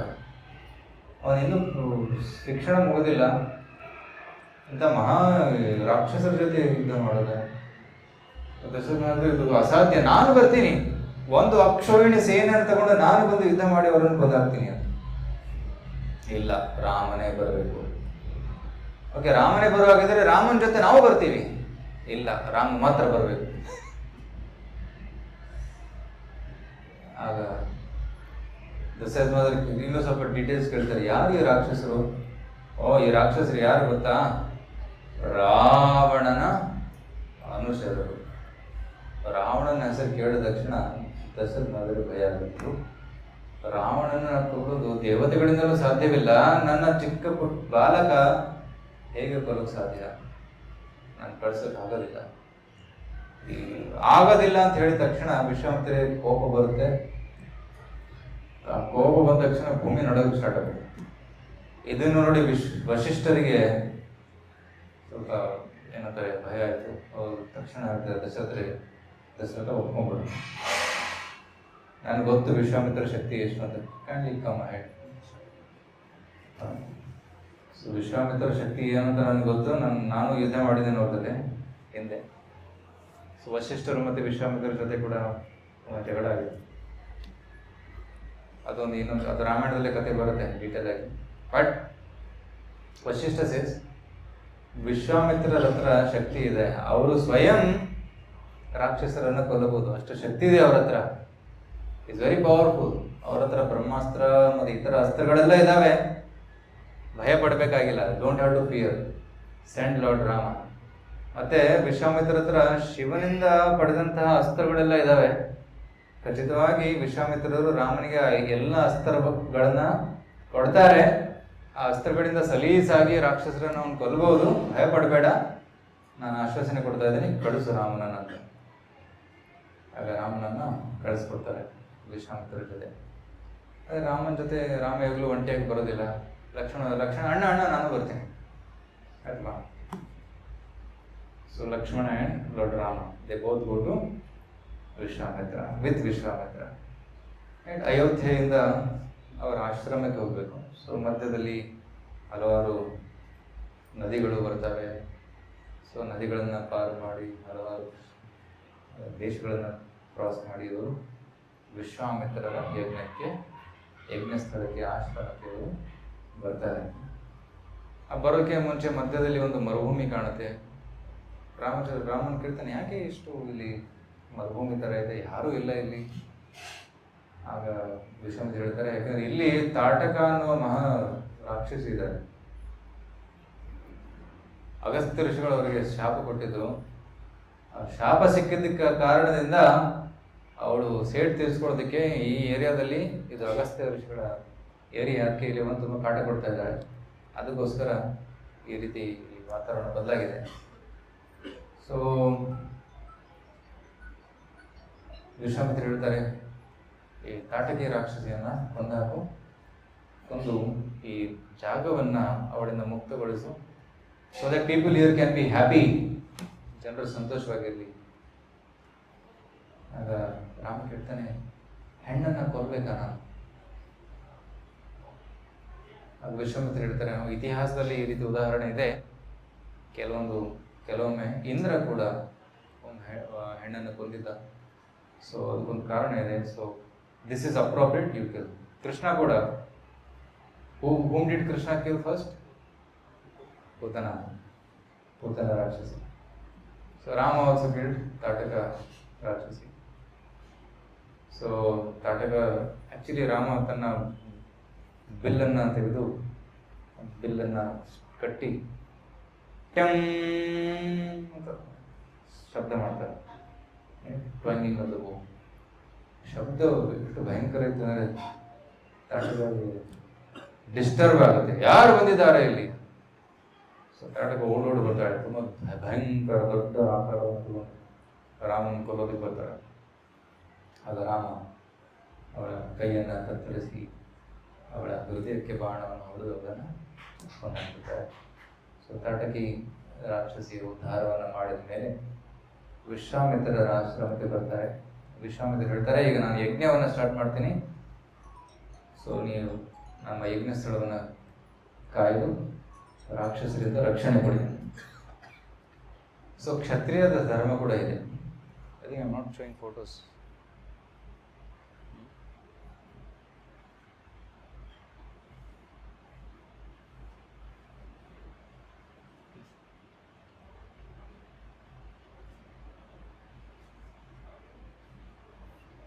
ಪುತ್ರಕಾಮೇಷ್ಟಿ ಯಜ್ಞ.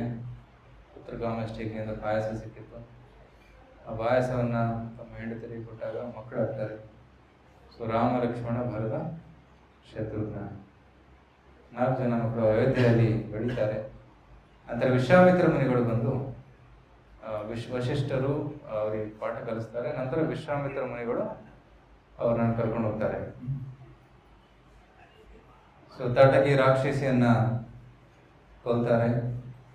ನಂತರ ಯಜ್ಞ ಸ್ಥಳಕ್ಕೆ ಬರ್ತಾರೆ. 7 ದಿವಸ ಯಜ್ಞ ನಡೀತಾ ಇತ್ತು. ಸೊ 6 ದಿವಸ ಏನು ಪ್ರಾಬ್ಲಮ್ ಇರಲಿಲ್ಲ, ಯಾರೂ ಬರಲಿಲ್ಲ. ಆದರೆ ಯಾವಾಗ 7ನೇ ದಿವಸ ಪೂರ್ಣಾವಧಿ ಕೊಡೋ ಸಮಯ ಬಂತು, ಆಗ ಶಬ್ದ ಆಗಕ್ಕೆ ಸ್ಟಾರ್ಟ್ ಆಗುತ್ತೆ. ಭಯಂಕರ ಶಬ್ದ ಆಗಕ್ಕೆ ಸ್ಟಾರ್ಟ್ ಆಗುತ್ತೆ, ಕಿರ್ಚಾಡೋದು ಸ್ಟಾರ್ಟ್ ಆಗುತ್ತೆ. ಆಗ ರಾಮ ಲಕ್ಷ್ಮಣ ರೆಡಿ ಆಗ್ತಾರೆ, ಬರ್ತಾ ಇದ್ದಾರೆ. ತಮ್ಮ ಬಿಲ್ಲು ಬಾಣವನ್ನು ತೆಗೆದು ರೆಡಿ ಆಗ್ತಾರೆ. ಆ ಯಜ್ಞ ಸ್ಥಳಕ್ಕೆ ಒಂದು ಕವಚವನ್ನು ಮಾಡ್ತಾರೆ. ಇಲ್ಲಿ ನೋಡಿ ಮೇಲೆ, ದೇ ಮೇಕ್ ಎ ಕವಚ with arrows, right? So like we have this roof, like that they make a kavacha with should we close the windows? Insects are coming. Good work. So ಕವಚವನ್ನು ಮಾಡ್ತಾರೆ. ಸೊ ರಾಕ್ಷಸರೆಲ್ಲ ಅಲ್ಲೊಂದು ಮೂಳೆಗಳನ್ನು, ಮಲಮೂತ್ರ ವಿಸರ್ಜನೆಲ್ಲ ಮಾಡ್ತಾ ಇದ್ದಾರೆ. So ಏನು ತಟ್ಟೋದಿಲ್ಲ. ಕವಚ ತುಂಬ strong ಆಗಿತ್ತು. ಆಗ ಫೈನಲಿ ರಾಮ ತನ್ನ ಒಂದು ಬಾಣವನ್ನು ತಗೊಂಡು, ಸ್ವಲ್ಪ ಮಂಡು ಬಾಣ ಇತ್ತು ಇದಕ್ಕೆ, ಸೊ ಅದರಿಂದ ರಾಕ್ಷಸರು ಸಾಯೋದಿಲ್ಲ. So it took a mild blunt arrow and hit Maricha. So Maricha, he was thrown 600 yojanas into the ocean. ದೂರ ಹೋಗಿ ಬಿದ್ದುಬಿಟ್ಟ. ಆ್ಯಂಡ್ ಅವನಿಗೆ ಭಯ ಆಯಿತು. ಸಾಯಲಿಲ್ಲ, ಆದರೆ ಭಯ ಆಯಿತು. ಆ ಬಾಣದ ಪವರನ್ನು ನೋಡಿ ಅವನಿಗೆ ಭಯ ಆಯಿತು. ವಾಪಸ್ ಹೋಗಲಿಲ್ಲ. ಅಲ್ಲಿಂದ ಅವನು ನೇರವಾಗಿ ಕಾಡಿಗೆ ಹೋದ. ಕಾಡಲ್ಲಿ ವೈರಾಗ್ಯ ಅಂದರೆ ಸನ್ಯಾಸವನ್ನು ಸ್ವೀಕರಿಸಿ ಒಂದು ಕಡೆ ಕೂತ್ಕೊಂಡು ತಪಸ್ ಮಾಡೋಕ್ಕೆ ಸ್ಟಾರ್ಟ್ ಮಾಡಿದ. ಅವನಿಗೆ ರ ಪದ ಕೇಳಿದ ತಕ್ಷಣ ಭಯ ಆಗ್ತಾ ಇತ್ತು. ಮರ, ರಥ, ಈ ರೀತಿ ರ ಶಬ್ದ ಇರೋ ಪದಗಳನ್ನು ಕೇಳಿದ ತಕ್ಷಣ ಅವನಿಗೆ ಭಯ ಆಗ್ತಾ ಇತ್ತು, ಆತಂಕವಾಗ್ತಾ ಇತ್ತು. Very afraid because of that will remind him of Lord Rama. So then another arrow he took and killed Subahu. Subahu ko bhi murder. So this is the power of Lord Rama. So ರಾಮನ ಬಾಣ ಎಂದು fail ಆಗೋದಿಲ್ಲ. It hits the target, right? So Lakshmana ಹೇಳ್ತಾ ಇದ್ದೆ, ಭಗವಂತ ರಾಮಚಂದ್ರ ರೂಪದಲ್ಲಿ ಬಂದಾಗ ರಾಮ ಬಾಣವನ್ನು ತಗೊಂಡು ಬರ್ತಾರೆ. ಕೃಷ್ಣ ಬಂದಾಗ ಸುದರ್ಶನ ಚಕ್ರವನ್ನು ತಗೊಂಡು ಬರ್ತಾನೆ. ಆದರೆ ಕಲಿಯುಗದಲ್ಲಿ ಶ್ರೀ ಚೈತನ್ಯ ಮಹಾಪ್ರಭುಗಳು ಬಂದಾಗ ಯಾವುದೇ ಅಸ್ತ್ರವನ್ನು ತಗೊಂಡು ಬರೋದಿಲ್ಲ, ಆದರೆ ರಾಮನಾಮವನ್ನು ತಗೊಂಡು ಬರ್ತಾರೆ, ರೈಟ್? ಕಲಿಯುಗದಲ್ಲಿ ರಾಮ ಬಾಣ ಯಾವುದು? ರಾಮನಾಮ, ಕೃಷ್ಣನಾಮ. ಹರೇ ಕೃಷ್ಣ ಕೃಷ್ಣ ಕೃಷ್ಣ ಹರೇ ಹರೇ, ಹರೇ ರಾಮ ರಾಮ ರಾಮ ಹರೇ ಹರೇ. ಸೊ ಸತ್ಯಯುಗದಲ್ಲಿ ಅಸುರರು ಮತ್ತೆ ದೇವತೆಗಳು ಬೇರೆ ಬೇರೆ ಲೋಕದಲ್ಲಿ ಇರ್ತಾ ಇದ್ರು. ಹಿರಣ್ಯಕಶಿಪು ಒಂದು ಲೋಕ, ದೇವತೆಗಳು ಇನ್ನೊಂದು ಲೋಕ, ಸತ್ಯಯುಗ. ತ್ರೇತಾಯುಗದಲ್ಲಿ ಅಸುರರು ಮತ್ತೆ ದೇವತೆಗಳು ಒಂದೇ ಲೋಕದಲ್ಲಿ ಇರ್ತಾ ಇದ್ರು. ದಶರಥ ಮಹಾರಾಜರ ಅಯೋಧ್ಯೆಯಲ್ಲಿ, ರಾವಣ ಲಂಕೆ, ಒಂದೇ ಲೋಕ, ಭೂಲೋಕ. ದ್ವಾಪರ ಯುಗದಲ್ಲಿ ಒಂದೇ ಮನೆತನದಲ್ಲಿ ಅಸುರರು ದೇವತೆಗಳು ಇರ್ತಾ ಇದ್ದಾರೆ, ಪಾಂಡವರು ಮತ್ತೆ ಕೌರವರು. ಕಲಿಯುಗದಲ್ಲಿ ಎಲ್ಲಿರ್ತಾರೆ? ಒಂದೇ ದೇಹದಲ್ಲಿ. ಅಸುರ ಪ್ರವೃತ್ತಿ, ದೈವಿ ಪ್ರವೃತ್ತಿ. ದೈವ ಅಸುರ ಗುಣಗಳು ಒಬ್ಬರಲ್ಲೇ ಇದ್ದಾರೆ. ಓಕೆ, ಸೊ ಯಾರನ್ನು ಕೊಲ್ಬೇಕು? ತ್ರೇತಾಯುಗದಲ್ಲಿ ಗೊತ್ತಾಗ್ತಿತ್ತು ಇವನು ಅಸುರ ಇವನು ದೈವ ಅಂತ. ಆದ್ರೆ ಈಗ ಪ್ರತಿಯೊಬ್ಬರಲ್ಲಿ ಅಸುರ ಗುಣ ಇದೆ, ದೈವಿ ಗುಣ ಇದೆ. ಸ್ವರ್ಗೀಯ ಚೈತನ್ಯ ಮಹಾಪ್ರಭು ಹೇಳ್ತಾರೆ, ಯಾರನ್ನು ಎಲ್ಲರೂ ಸತ್ತಿದ್ದಾರೆ ಆಲ್ರೆಡಿ ಹೇಳಿದ್ರು. ಅಸುರ ಕ್ವಾಲಿಟೀಸ್, ಕಾಮ, ಕ್ರೋಧ, ಲೋಭ, ಮೋಹ, ಮತ್ತೆ ಅವರ ಆಯುಷ್ಯ ಕ್ಷೀಣಿಸ್ತಾ ಇದೆ, ಎಷ್ಟೊಂದು ರೋಗಗಳು ಕಾಡ್ತಾ ಇದ್ದಾರೆ. ಈ ಕಲಿಯುಗದ ಅಸುರರಲ್ಲಿ ಏನು ಶಕ್ತಿನೇ ಇಲ್ಲ, ಏನು ಕೊಲ್ಲೋದು ಅವ್ರನ್ನ ಅಂತ. ಅದಕ್ಕೆ ಯಾವುದೇ ಅಸ್ತ್ರವನ್ನು ತಗೊಂಡು ಬರೋದಿಲ್ಲ, ಹರಿನಾಮವನ್ನು ತಗೊಂಡು ಬರ್ತಾರೆ. ಸೊ ಹರಿಕೃಷ್ಣ ಮಂತ್ರ ಜಪ ಮಾಡೋದ್ರಿಂದ ಏನಾಗುತ್ತೆ? ಹೃದಯದಲ್ಲಿರುವ ಅಸುರರ ಸಂಹಾರವಾಗುತ್ತೆ. ರೈಟ್? ಸೊ ಹೃದಯದಲ್ಲಿರುವ ಅಸುರರ ಸಂಹಾರ ರಾಮನಾಮದಿಂದ ಸಾಧ್ಯ. So we should chant Hare Krishna ಮಂತ್ರ. ಸೊ ವಿಶ್ವಾಮಿತ್ರ ಆಶ್ರಮದಲ್ಲಿ ಸ್ವಲ್ಪ ದಿನ ಇದ್ದು ವಿಶ್ವಾಮಿತ್ರ ಅವರು ಹೇಳ್ತಾರೆ, ನಾವು ಮಿಥಿಲೆಗೆ ಹೋಗೋಣ. ಯಾಕೆ? ಅಲ್ಲಿ ಜನಕ ಮಹಾರಾಜರು ಒಂದು ಯಜ್ಞವನ್ನು ಮಾಡ್ತಾ ಇದ್ದಾರೆ, ಅಲ್ಲಿ ಆ ಯಜ್ಞ ಪೂಜೆಯಲ್ಲಿ ಪಾಲ್ಗೊಳ್ಳೋಣ. ಆಯ್ತು, ರಾಮಲಕ್ಷ್ಮಣ ರೆಡಿ ಆಗ್ತಾರೆ, ಹೋಗೋಣ ಅಂತ. ಸೊ ಅವ್ರು ಹೊರಡೋಕೆ ಸ್ಟಾರ್ಟ್ ಮಾಡ್ತಾರೆ. ಹೋಗ್ತಾ ಹೋಗ್ತಾ ಅವರು ವಾಮನ ದೇವರು ಪ್ರಕಟವಾದಂತಹ ಸ್ಥಳವನ್ನು ನೋಡ್ತಾರೆ. ಗಂಗಾದೇವಿಯ ಪ್ರಕಟವಾದಂತಹ ಕಥೆಯನ್ನು ಕೇಳ್ತಾರೆ. ಭಗೀರಥ ಮಹಾರಾಜರು ಹೇಗೆ ಗಂಗೆಯನ್ನ ಆಕಾಶದಿಂದ, ಸ್ವರ್ಗಲೋಕದಿಂದ ಭೂಮಿಗೆ ಇಳಿಸಿದರು, ಆ ಒಂದು ಕಥೆ ಇದೆಯಲ್ಲ, ಕೇಳಿದರೆ ಎಲ್ಲರೂ? ಸಗರ ಮಹಾರಾಜರು ಕತೆ. ಸಗರ ಮಹಾರಾಜರು, ಅಸಮಂಜಸ, ಅಂಶುಮಾನ್, ದಿಲೀಪ, ಫೈನಲಿ ಭಗೀರಥ. ಸೊ ರಾಮಚಂದ್ರ ಕೇಳ್ತಾರೆ ವಿಶ್ವಾಮಿತ್ರರಿಂದ, ಸೊ ಏನಿದು ಗಂಗಾ ನದಿಯ ಕತೆ, ದಯವಿಟ್ಟು ಹೇಳಿ ಅಂತ. ಸಂಕ್ಷಿಪ್ತವಾಗಿ ಹೇಳ, ನಾನು ಯಾರ್ಯಾರಿಗೆ ಗೊತ್ತಿಲ್ಲ ಗಂಗಾ ನದಿಯ ಕತೆ? ಗೊತ್ತಿಲ್ವಾ? ಸಗರ ಅಂತ ಒಬ್ಬ ರಾಜನಿದ್ದ, ಸಗರ ಮಹಾರಾಜ. ಓಕೆ,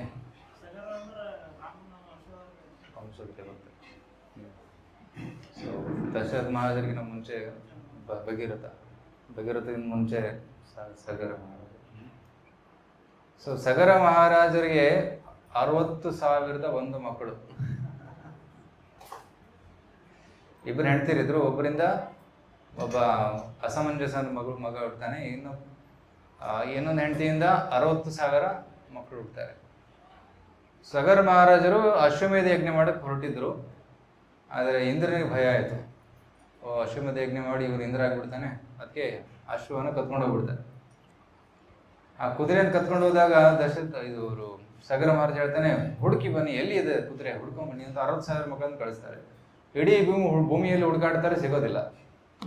ಆಗ ಸಗರ ಮಹಾರಾಜ ಹೇಳ್ತಾನೆ, ಭೂಮಿಯನ್ನು ಅಗದು ಕೆಳಗಡೆ ಹೋಗಿ. ಆಗ ಭೂಮಿಯನ್ನು ಅಗೆಯೋದಕ್ಕೆ ಸ್ಟಾರ್ಟ್ ಮಾಡ್ತಾರೆ. They start digging the earth. It becomes a ditch and it fills with water. It's called ಸಾಗರ. ಸಗರ ರಾಜನಿಂದ ಸಾಗರ. ಕುದುರೆ ಸಿಗ್ಲಿಲ್ಲ. ಮತ್ತೆ ತಂದೆ ಹತ್ರ ಬರ್ತಾರೆ, ಸಿಗ್ಲಿಲ್ಲ ನಮ್ಮ ಕುದುರೆ, ಇನ್ನು ಹೋಗಿರಿ, ಪಾತಾಳದವರೆಗೂ ಹೋಗಿ ಹುಡುಕ್ಲೇಬೇಕು. ಆಗ 60,000 ಮಕ್ಕಳು ಹೋಗುದು ಪಾತಾಳದವರೆಗೂ ಹೋಗ್ತಾರೆ. ಆಗ ಪಾತಾಳದಲ್ಲಿ ಕಪಿಲ ಮುನಿಗಳು ಕೂತಿದ್ರು, ತಪಸ್ಸು ಮಾಡ್ತಾ ಕೂತಿದ್ರು. ಆ ಕಪಿಲ ಮುನಿಗಳ ಹತ್ರ ಆ ಕುದುರೆ ಬಿಟ್ಟು ಹೋಗಿದ್ದಾರೆ. ಆಗ 60,000 ಜನ ಮಕ್ಕಳು ಅವ್ರು ಊಹೆ ಮಾಡ್ತಾರೆ, ಕಪಿಲ ಈ ಕುದುರೆಯನ್ನು ಕದ್ದಿದ್ರು ಅಂತ. ಅಟ್ಯಾಕ್ ಮಾಡೋದಕ್ಕೆ ಬರ್ತಾರೆ. ಅಪರಾಧ ಆಯ್ತು. ಭಗವಂತ, ಕಪಿಲ ಇಸ್ ಅವತಾರ ಆಫ್ ವಿಷ್ಣು, ಕೃಷ್ಣ ಅವತಾರ actually. So because they committed offence, 60,000 ಮಕ್ಕಳು ಅಲ್ಲೇ ಸುಟ್ಟು ಭಸ್ಮ ಆಗ್ಬಿಡ್ತಾರೆ. ಮಕ್ಕಳು ಬರಲಿಲ್ಲ, ಏನಾಯ್ತು ಅಂತ ಯೋಚನೆ ಮಾಡ್ತಾ ಇದ್ರು. ಆಗ ಇಲ್ಲಿ ಅಸಮಂಜಸನ ಮಗ ಅಂಶುಮಾನ್ ಅವನನ್ನು ಕಳಿಸ್ತಾರೆ. ಅಂಶುಮಾನ್ ಹುಡುಕ್ತಾ ಹುಡುಕ್ತಾ ಪಾತಾಳಕ್ಕೆ ಬರ್ತಾನೆ, ನೋಡ್ತಾನೆ ಸುಟ್ಟು ಭಸ್ಮಾಗಿದ್ದಾರೆ. ಆಗ ಅಲ್ಲಿ ಪಕ್ಕದಲ್ಲಿ ಗರುಡ ಕುಂತಿದ್ದ. ಗರುಡನ ಕೇಳ್ತಾರೆ ಏನಾಯ್ತು ಅಂತ. ಕಪಿಲ ಮಹರ್ಷಿಯನ್ನು ಕೊಲ್ಲೋದಕ್ಕೆ ಹೋದ್ರೆ ಅದಕ್ಕೆ ಅವರು ಸುಟ್ಟು ಭಸ್ಮಾಗಿದ್ದಾರೆ. ಪರಿಹಾರ ಏನು? ಗಂಗಾ ನದಿಯ ಸ್ಪರ್ಶ ಆದ್ರೆ ಇವರಿಗೆ ಮುಕ್ತಿ ಸಿಗುತ್ತೆ. ಅದು ಗಂಗಾ ನದಿಯನ್ನು ಹೇಗೆ ಬರಮಾಡ್ಕೊಳ್ಳೋದು, ಹೇಗೆ ತರಿಸೋದು ಭೂಮಿಗೆ? ಯಾಕಂದ್ರೆ ಅವಳು ಆಕಾಶ ಗಂಗಾ ರೂಪದಲ್ಲಿ ಇದ್ದಾಳೆ, ರೈಟ್? ವಾಮನ ದೇವರು ತಮ್ಮ ಪಾದವನ್ನ ತ್ರಿವಿಕ್ರಮ ರೂಪವನ್ನು ತಾಳಿ ಪಾದವನ್ನ ಮೇಲೆತ್ತಿದಾಗ ಈ ಬ್ರಹ್ಮಾಂಡದ ಪದರು ಛಿದ್ರವಾಯಿತು. ಆಗ ವಿರಜಾ ನದಿಯ ನೀರು ಅವರ ಪಾದವನ್ನ ತೊಳೆದು ಸ್ವರ್ಗಕ್ಕೆ ಬಂತು. ಆ ನೀರೇ ಗಂಗಾ. ಭಗವಂತನ ವಾಮನ ದೇವನ ಚರಣಾಮೃತವೇ ಗಂಗಾ. ಅವಳ ಸ್ಪರ್ಶ ಇವರ ಏನಂತಾರೆ ಭಸ್ಮಕ್ಕೆ ಆದರೆ ಅವರಿಗೆ ಮುಕ್ತಿ ಸಿಗುತ್ತೆ. ಸೊ ಹೇಗೆ ಬರ್ಮಾಡ್ಕೊಳ್ಳೋದು? ಸಂಶುಮಾನ್ ತಪಸ್ಸು ಮಾಡ್ತಾನೆ, ಸಾಧ್ಯವಾಗಲಿಲ್ಲ. ಅವರ ಮಗ ದಿಲೀಪ ಅವರು ತಪಸ್ಸಿಗೆ ಕೂತ್ಕೋತಾರೆ, ಅವರಿಂದನೂ ಗಂಗೆಯನ್ನು ತರಿಸೋದಕ್ಕೆ ಸಾಧ್ಯವಾಗಲಿಲ್ಲ. ನಂತರ ದಿಲೀಪನ ಮಗ ಭಗೀರಥ ಅವರು ತಪಸ್ಸಿಗೆ ಕೂತ್ಕೋತಾರೆ, ಬ್ರಹ್ಮಾಜಿಗೆ ತಪಸ್ಸು ಮಾಡ್ತಾರೆ. ಬ್ರಹ್ಮಾಜಿ ಪ್ರಸನ್ನರಾಗಿ ಬರ್ತಾರೆ. ಏನು ಬೇಕು ಅಂತ ಕೇಳಿದಾಗ ಗಂಗೆಯನ್ನು ಭೂಮಿಗೆ ಇಳಿಸಿ. ಆಯಿತು, ನಾನು ಗಂಗಾ ನದಿಗೆ ಹೇಳ್ತೇನೆ ಬರೋದಕ್ಕೆ. ಆದರೆ ಅವಳ ಪ್ರವಾಹ ತುಂಬ ವೇಗವಾಗಿರುತ್ತೆ, ಭೂಮಿ ಕುಸಿದು ಹೋಗುತ್ತೆ. ಸೊ ಅವಳ ಪ್ರವಾಹವನ್ನು ಹಿಡಿದುಕೊಳ್ಳೋದಕ್ಕೆ ಯಾರಾದರೂ ಬೇಕು. ಹೌದಾ? ಶಿವನ ಆರಾಧನೆ ಮಾಡ್ತೀನಿ, ಶಿವನಿಗೆ ರಿಕ್ವೆಸ್ಟ್ ಮಾಡ್ತೀನಿ. ಭಗೀರಥ ಮತ್ತೆ ತಪಸ್ಸಿಗೆ ಕೂತ್ಕೋತಾನೆ. ಶಿವನನ್ನ ಒಲಿಸಿ, ಶಿವನ ಒಪ್ಪಿಸಿ, ನೀವು ಗಂಗಾ ನದಿಯನ್ನ ನಿಮ್ಮ ಜಟೆಯಲ್ಲಿ ಏನಂತಾರೆ, you receive her here hair. ಆಯ್ತು. ಸೊ ಆಗ ಶಿವ ಒಪ್ಕೊಂತಾನೆ, ಆಯ್ತು, ಐ ಡೂ ದಿಸ್ ಸರ್ವಿಸ್, ನಾನು ಸೇವ್ ಮಾಡ್ತೀನಿ. ಆ ಗಂಗಾ ನದಿ ಆಕಾಶದಿಂದ ವೇಗವಾಗಿ ಭೂಮಿ ಹತ್ರ ಬರ್ತಾ ಇದ್ದಾಳೆ. ಶಿವ ರೆಡಿಯಾಗಿದ್ದಾನೆ ಅವಳನ್ನು ಸ್ವೀಕರಿಸೋದಕ್ಕೆ. ಆಗ ಶಿವನನ್ನು ನೋಡಿದ ತಕ್ಷಣ ಗಂಗಾ, ಇಲ್ಲಿ ಇಳಿಬೇಕಾ ನಾನು? ಶಿವನ ಸ್ಪರ್ಶ ಮಾಡ್ಬೇಕಾ ನಾನು?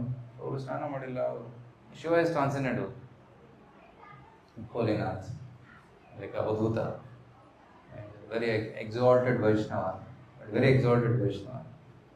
ಅವಳಿಗೆ ಸ್ವಲ್ಪ ಸಂಕೋಚ ಆಯಿತು. ಅವಾಗ ಶಿವನಿಗೆ ಕ್ರೋಧ ಬಂತು. ಯು ಆರ್ ಹೆಸಿಟೇಟಿಂಗ್, ನಾನು ನಿನ್ನನ್ನು ಜಟೆಯಲ್ಲಿ ಇಟ್ಕೊಂಡ್ಬಿಡ್ತೀನಿ, ಬಿಡೋದಿಲ್ಲ. ಎಲ್ಲ ನೀರನ್ನು ಜಟೆಯಲ್ಲಿ ಸೇರಿಸ್ಕೊಂಡ್ಬಿಡ್ತಾರೆ. ಮತ್ತೆ ಭಗೀರಥನ ಟೆನ್ಷನ್ ಆಯಿತು. ಮತ್ತೆ ಭಗೀರಥ ಬೇಡ್ಕೊತಾನೆ, ದಯವಿಟ್ಟು ಗಂಗೆಯನ್ನು ಬಿಡಿ. 60,000 ನಮ್ಮ ಪೂರ್ವಜರು ಪಿತೃಗಳು ತೊಂದರೆಯಲ್ಲಿದ್ದಾರೆ, ಕಷ್ಟದಲ್ಲಿದ್ದಾರೆ. ಸಬ್ ಉದರ್ ಜಾಯಂಗೆ, ಹರಿಬೋದು, ಸಬ್ ಆಲ್ಟರ್ में चले जाएंगे. भगवान को तकलीफ होगा. एक लाइट चालू करो.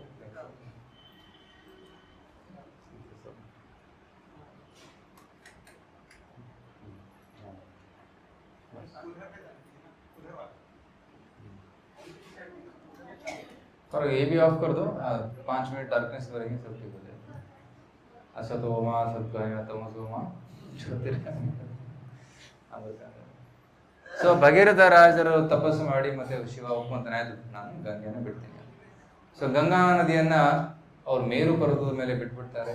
ಮೇರು ಪರ್ವತದಿಂದ ಅವಳು ಹಲವಾರು ಭಾಗಗಳಲ್ಲಿ ಅವಳು ಡಿಸ್ಟ್ರಿಬ್ಯೂಟ್ ಆಗ್ತಾಳೆ. ಒಂದು ಭಾಗ ದಕ್ಷಿಣ ಭಾಗದಲ್ಲಿ ಬರುತ್ತೆ. ದಕ್ಷಿಣ ಭಾಗದಲ್ಲಿ ಬಂದು ಆಲಕನಂದ ಅನ್ನುವ ಹೆಸರಿನಿಂದ ಪ್ರಖ್ಯಾತವಾಗಿ ಅವಳು ಹಿಮಾಲಯದಲ್ಲಿ ಎಳಿತಾಳೆ. ಆಲಕನಂದ ಅಂತ ಹೆಸರು. ಮತ್ತೆ ಅವಳು ಜಾನು ಋಷಿಯ ಆಶ್ರಮದ ಪಕ್ಕದಿಂದ ಹೋಗ್ತಾ ಇದ್ದು. ಸೊ ಜಾನು ಋಷಿಯ ಆಶ್ರಮದಲ್ಲಿ ಫ್ಲಡ್ ಬಂದ್ಬಿಡ್ತು, ಪ್ರವಾಹ ಬಂತು. ಜಾನು ಋಷಿ ಕೋಪ ಬಂತು, ಇಡೀ ಗಂಗೆಯನ್ನು ಕುಡಿದು ಬಿಡ್ತಾರೆ.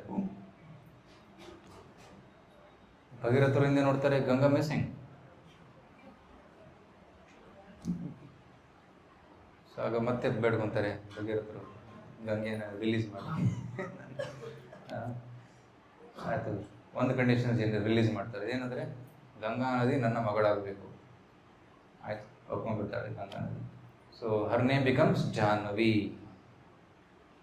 ಗಂಗಾ ನದಿ ಇನ್ನೊಂದು ಹೆಸರು Jahnavi. So then he releases from the ear, she continues flowing. So ಗಂಗಾಸಾಗರವನ್ನು ತಲುಪುತ್ತಾಳೆ. ಗಂಗಾಸಾಗರವನ್ನು ತಲುಪಿ ಗಂಗಾಸಾಗರದಿಂದ ಅವಳು ಪಾತಾಳಕ್ಕೆ ಹೋಗಿ ಪಾತಾಳದಲ್ಲಿ ಪ್ರವಾಹವಾಗುತ್ತೆ. ಆಗ ಅರುತ್ ಸಾಗರ ಮಕ್ಕಳ ಏನಂತಾರೆ ಭಸ್ಮಕ್ಕೆ ಅವರ ನದಿ ಸ್ಪರ್ಶವಾದಾಗ ಎದ್ದವರು ಮುಕ್ತಿ ಸಿಕ್ಕಿತು. ಸೊ ಇದು ಗಂಗಾ ನದಿಯ ಮಹಿಮೆ. ಸೊ ಅವಳು ಭಗವಂತನ ಶರಣಾಮೃತ. ಸೊ ಗಂಗಾ ಮಾತೆಯ ಮಹಿಮೆಯನ್ನ ಕೇಳಿದ ಮೇಲೆ ಅವರು ಗೌತಮ ಋಷಿಯ ಆಶ್ರಮಕ್ಕೆ ಹೋಗ್ತಾರೆ.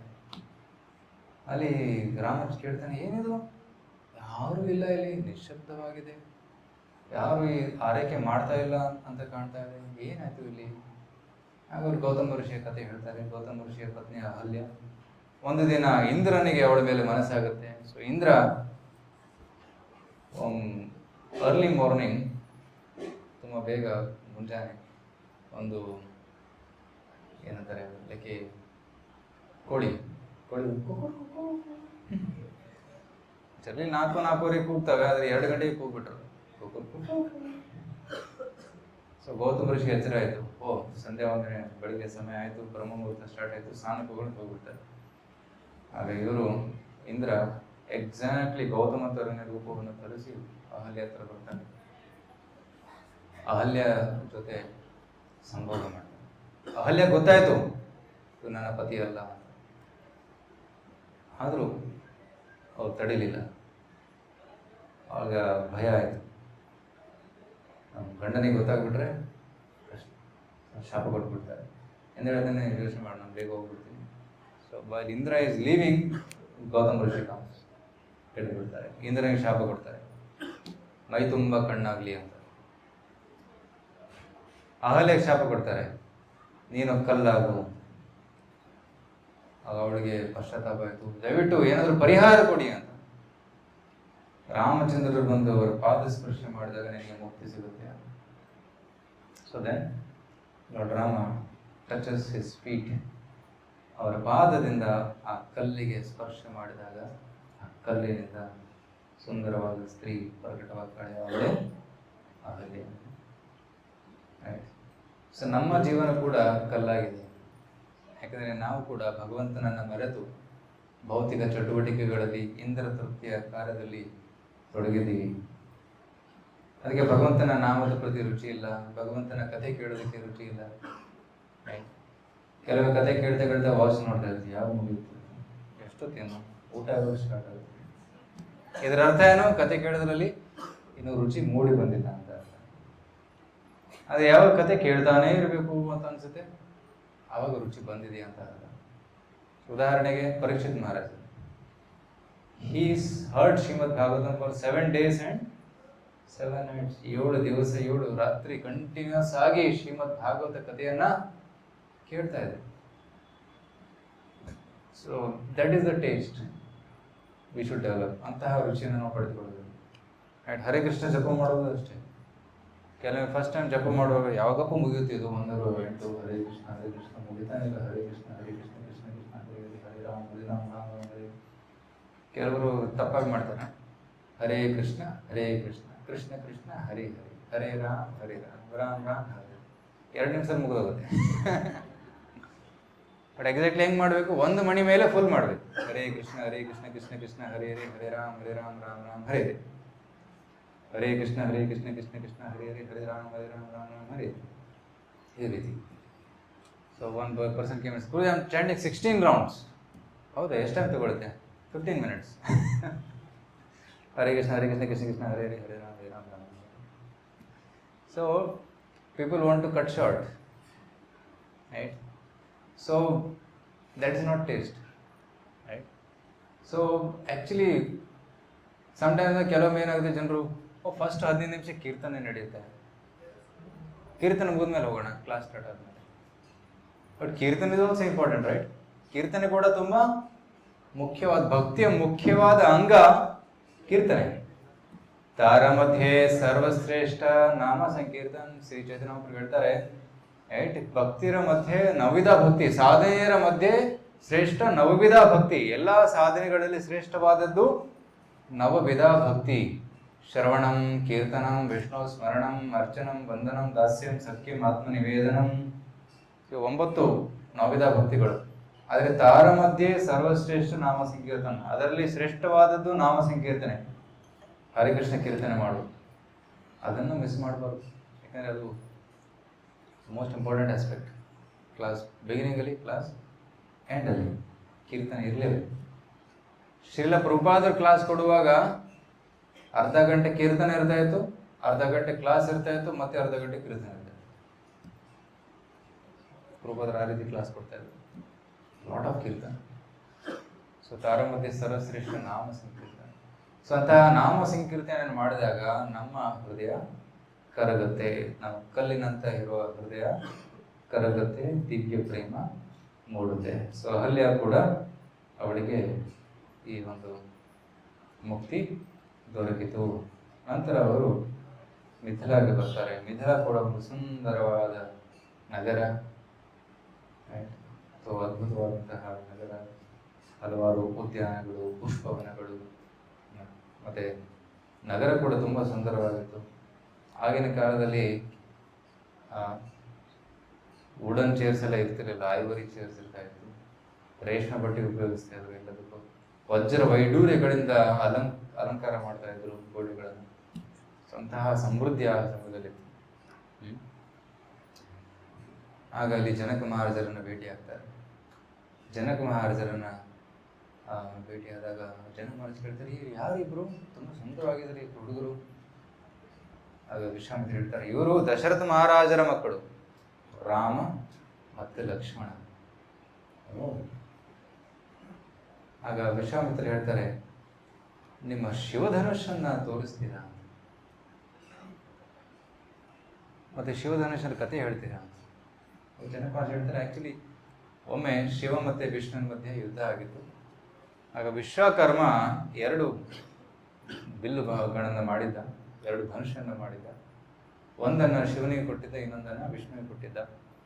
ಆ ಶಿವನ ಧನುಷ್ ಅದು ಇಕ್ಷ್ವಾಕು ವಂಶದಲ್ಲಿ, ಅದನ್ನು ಅವ್ರು ಕೊಟ್ಬಿಟ್ರು. ಮತ್ತು ವಿಷ್ಣು ತನ್ನ ಧನುಷನ್ನು ಜಮದಗ್ನಿ ಮತ್ತು ಪರಶುರಾಮರಿಗೆ ಕೊಟ್ಟಿದ್ದಾರೆ. ಪರಶುರಾಮರಿಗೆ ಆ ಧನುಷಿದೆ, ನನ್ನ ಹತ್ರ ಶಿವಧನುಷಿದೆ. ನಾನು ಒಂದು ಕಂಡೀಷನ್ ಇಟ್ಟಿದ್ದೀನಿ, ಅದೇನೆಂದರೆ ನನ್ನ ಮಗಳ ಮದುವೆ ಯಾರ ಜೊತೆ ಆಗಬೇಕಂದ್ರೆ, ಯಾರು ಈ ಶಿವಧನುಷನ್ನು ಎತ್ತಿ ಇದನ್ನು ಕಟ್ಟಿ ಬಾಣವನ್ನು ಹೊಡಿತಾರೋ, ಆ ಸಾಮರ್ಥ್ಯ ಯಾರ ಹತ್ರ ಇದೆಯೋ ಅವರಿಗೆ ಮಾತ್ರ ನಾನು ನನ್ನ ಮಗಳನ್ನು ಕೊಡ್ತೀನಿ. ಸೊ ಜನಕನ ಮಗಳ ಹೆಸರು ಏನು? ಸೀತಾ. ಸೀತಾದೇವಿ. ಸೊ ಸೀತಾದೇವಿಯ ತಾಯಿ ಯಾರು? Sunaina, but actually Bhudevi. She appeared from ಭೂಮಿ, ಅರ್ಥ. ಸೊ ಒಮ್ಮೆ ಜನಕರಾಜರು ಅವರು ಭೂಮಿಯನ್ನು ನೇಗಿಲು ಅಂತಲ್ಲ, ಒಳೆಮೆ ಮಾಡುವಾಗ ಇಟ್ ಗಾಟ್ ಸ್ಟಕ್ ಅಪ್, ಅಲ್ಲಿ ಸಿಕ್ಬಿತ್ತು. ಆಗ ಅಲ್ಲಿ ಅಗದು ನೋಡ್ತಾರೆ, ದೆನ್ ಫೈಂಡ್ಸ್ ಎ ಬಾಕ್ಸ್. ಆ ಬಾಕ್ಸಲ್ಲಿ ಸೀತಾದೇವಿ ಬಾಲಿಕಾ ನಗ್ತಾ ಇದ್ದಾಳೆ. ಸುಂದರವಾದ ಮಗಳನ್ನ ಪಡ್ಕೊಂಡ್ಬಿಟ್ರು Janaka Maharaja. So attractive. So her name became Sita, right? And she was raised in the palace of Janaka Maharaj. ಜನಕ ಮಹಾರಾಜರ ರಾಜ್ಯದಲ್ಲಿ, ಅರಮನೆಯಲ್ಲಿ ಅವರನ್ನ ಬೆಳೆಸ್ತಾರೆ. ಸೊ ಒಮ್ಮೆ ಅವಳು ಆಟ ಆಡುವಾಗ ಅವಳ ಚೆಂಡಾಟ ಆಡ್ತಾ ಇದ್ದಾರಂತೆ ಸೀತಾದೇವಿ ಮತ್ತು ಅವಳ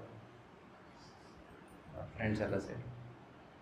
ಆಗ ಬಾಲ್ ಎಲ್ಲೋ ಕೆಳಗಡೆ ಕಣ್ಮರೆ ಆಯಿತು. ಸೊ ಶಿವಧನುಷ್ ಎಲ್ಲಿಟ್ಟಿದ್ರಲ್ಲ ಆ ಏರಿಯಾದಲ್ಲಿ. ಸೊ ಅವಳು ಹೀಗೆ ಧನುಷನ ಎತ್ತಿ ಇಟ್ಬಿಟ್ಲ. So and news reach Janak Maharaj, is it she is so small and she could lift Shivadhanush. Okay. So actually 500 ಜನ ಬೇಕು ಅದನ್ನ ಎತ್ತೋದಕ್ಕೆ.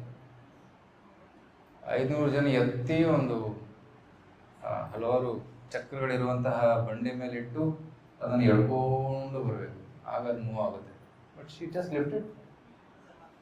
ಆಗ ಜನಕುಮಾರ್ ತೀರ್ಮಾನ ಮಾಡ್ತಾರೆ, ಯಾರು ಇದನ್ನು ಎತ್ತಿ ಇದನ್ನು ಬಾಣ ಹೊಡಿಬೋದು ಅವರೇ ಸೂಕ್ತವಾದ ವರ. ಹಲವಾರು ರಾಜಕುಮಾರರು ಒಂದು ಟ್ರೈ ಮಾಡಿದರೆ ಯಾರಿಂದನೂ ಸಾಧ್ಯವಾಗಿಲ್ಲ. ಸೊ ರಾಮನು ಟ್ರೈ ಮಾಡಲಿ ಅಂತ ಅವ್ರನ್ನ ಬರ್ಮಾಡ್ಕೊತಾರೆ. ರಿಕ್ವೆಸ್ಟ್ ಲಿಫ್ಟ್ ದ ಬೋ ಅಂತ. ಆಗ ಜನಕ ಮಹಾರಾಜರ ಸೈನಿಕರೆಲ್ಲ 500 ಜನ ಧನುಷನ ತಗೊಂಡ್ಬರ್ತಾರೆ ಅರಮನೆ ಮಧ್ಯದಲ್ಲಿ.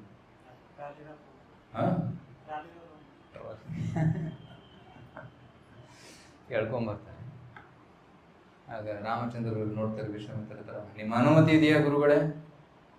ಯಾಕಂದ್ರೆ ಶಿಷ್ಯ ಅನುಮತಿ ಇಲ್ಲದೆ ಏನು ಮಾಡಬಾರ್ದು. ಯಾವುದೇ ಹೊಸ ಕಾರ್ಯ ಸ್ಟಾರ್ಟ್ ಮಾಡೋ ಮುಂಚೆ ಗುರುಗಳಿಂದ ಪರ್ಮಿಷನ್ ತಗೋಬೇಕು, ಅನುಮತಿ ತಗೊಂಡು ನಂತರ ಕಾರ್ಯವನ್ನು ಮಾಡಬೇಕು. ವಿಶ್ವಾಮಿತ್ರ ಹೇಳ್ತಾರೆ, ಆಯ್ತು ಧನುಷನ್ನು ಎತ್ತು ಅಂತ. ಆಗ ತಕ್ಷಣ ರಾಮ ಎಫರ್ಟ್ಲೆಸ್ಲಿ ತುಂಬಾ ಸರಳವಾಗಿ ಅದನ್ನು ಎತ್ತಿ ಅದನ್ನ ಗಂಟಾಗಿ ಬಾಣ ಅದನ್ನ ಎಳಿತಾರೆ, ಕಿವಿವರೆಗೂ ಟಚ್ ಆಗೋರು ಎಳಿತಾರೆ. ಸೊ ಅಷ್ಟು ಎಳೆದಾಗ ಅದು ಭಯಂಕರ ಶಬ್ದ ಮಾಡಿ ಮುರಿದೋಗುತ್ತೆ. ರೋರಿಂಗ್ ಥಂಡರ್ ಸೌಂಡ್, ಭಯಂಕರ ಶಬ್ದ ಆಗಿ ಹಾಗೆ ಕೆಲವರು ಜನರೆಲ್ಲ ಮೂರ್ಛಿತವಾಗಿ ಬಿದ್ದು ಬಿಡ್ತಾರೆ. Such a tremendous sound. Except Rama, Lakshmana, Vishwamitra, Janaka, ತುಂಬಾ ಜನ ಮೂರ್ಛಿತ ಬಿದ್ದು ಬಿಡ್ತಾರೆ. ಅಷ್ಟು ಭಯಂಕರ ಸೌಂಡ್ ಆಯ್ತು. ಸೊ ಇದನ್ನು ನೋಡಿ ಜನಕುಮಾರನಿಗೆ ತುಂಬಾ ಆನಂದವಾಯಿತು. ನನ್ನ ಮಗಳಿಗೆ ಸೂಕ್ತವಾದ ವರ ಇವತ್ತು ಸಿಕ್ಕಿದ್ದಾರೆ ಅಂತ. ಆಗ ಜನಕ ಮಹಾರಾಜರು ವಿಶ್ವಾಮಿತ್ರರಿಗೆ ಹೇಳ್ತಾರೆ, let's prepare for marriage. Dasharatha ಮಹಾರಾಜರಿಗೆ ಆಮಂತ್ರಣ ಕೊಡಿ, ಅವ್ರು ಬರಲಿ. ತಕ್ಷಣ ಮೆಸೇಜ್ ಕಳಿಸ್ಬಿಡ್ತಾರೆ ಒಬ್ಬ ದೂತನ ಜೊತೆ. ವಿಶ್ವಾಮಿತ್ರರು ಆಮಂತ್ರಣ ಕೊಟ್ಟಿದ್ದಾರೆ, ದಶರಥ ಮಹಾರಾಜರೇ ಅವರು ಮದುವೆಗೆ ಸಿದ್ಧತೆಯನ್ನು ಮಾಡಿಕೊಂಡು ಮಿಥಿಲಾ ದೇಶಕ್ಕೆ ಬನ್ನಿ ಅಂತ. ಸೊ ದಶರಥ ಮಹಾರಾಜ ತುಂಬಾ ಆನಂದವಾಯಿತು. ತಮ್ಮ ಎಲ್ಲ ರಾಣಿಯರ ಜೊತೆ ಮತ್ತೆ ಭರತ, ಶತ್ರುಘ್ನ ಅವರೆಲ್ಲರ ಜೊತೆ ಅವರು ಮಿಥಿಲಾಗೆ ಬಂದ್ಬಿಡ್ತಾರೆ. 4 ದಿನದಲ್ಲಿ ಫಾಸ್ಟ್ ಆಗಿ ಬಂದ್ಬಿಡ್ತಾರೆ, very fast. They come and then marriage happens in Mithila. ಮದುವೆ ಎಲ್ಲೇ ಆಯಿತು? ಮಿಥಿಲಾದಲ್ಲೇ ಆಯಿತು. ಕೇವಲ ರಾಮನ ಮದುವೆ ಮಾತ್ರ ಆಗಲಿಲ್ಲ, ಎಲ್ಲರ ಮದುವೆ ಆಯಿತು. ರಾಮ, ಲಕ್ಷ್ಮಣ, ಭರತ, ಶತ್ರುಘ್ನ. ಓಕೆ, ಈಗ ಒಂದು ಕ್ವಿಜ್ ಕೇಳ್ತೇನೆ, ಕ್ವಿಜ್ ಕ್ವಶನ್ಸ್. ಲಕ್ಷ್ಮಣನ ಮದುವೆ ಯಾರ ಜೊತೆ ಆಯಿತು? Urmila.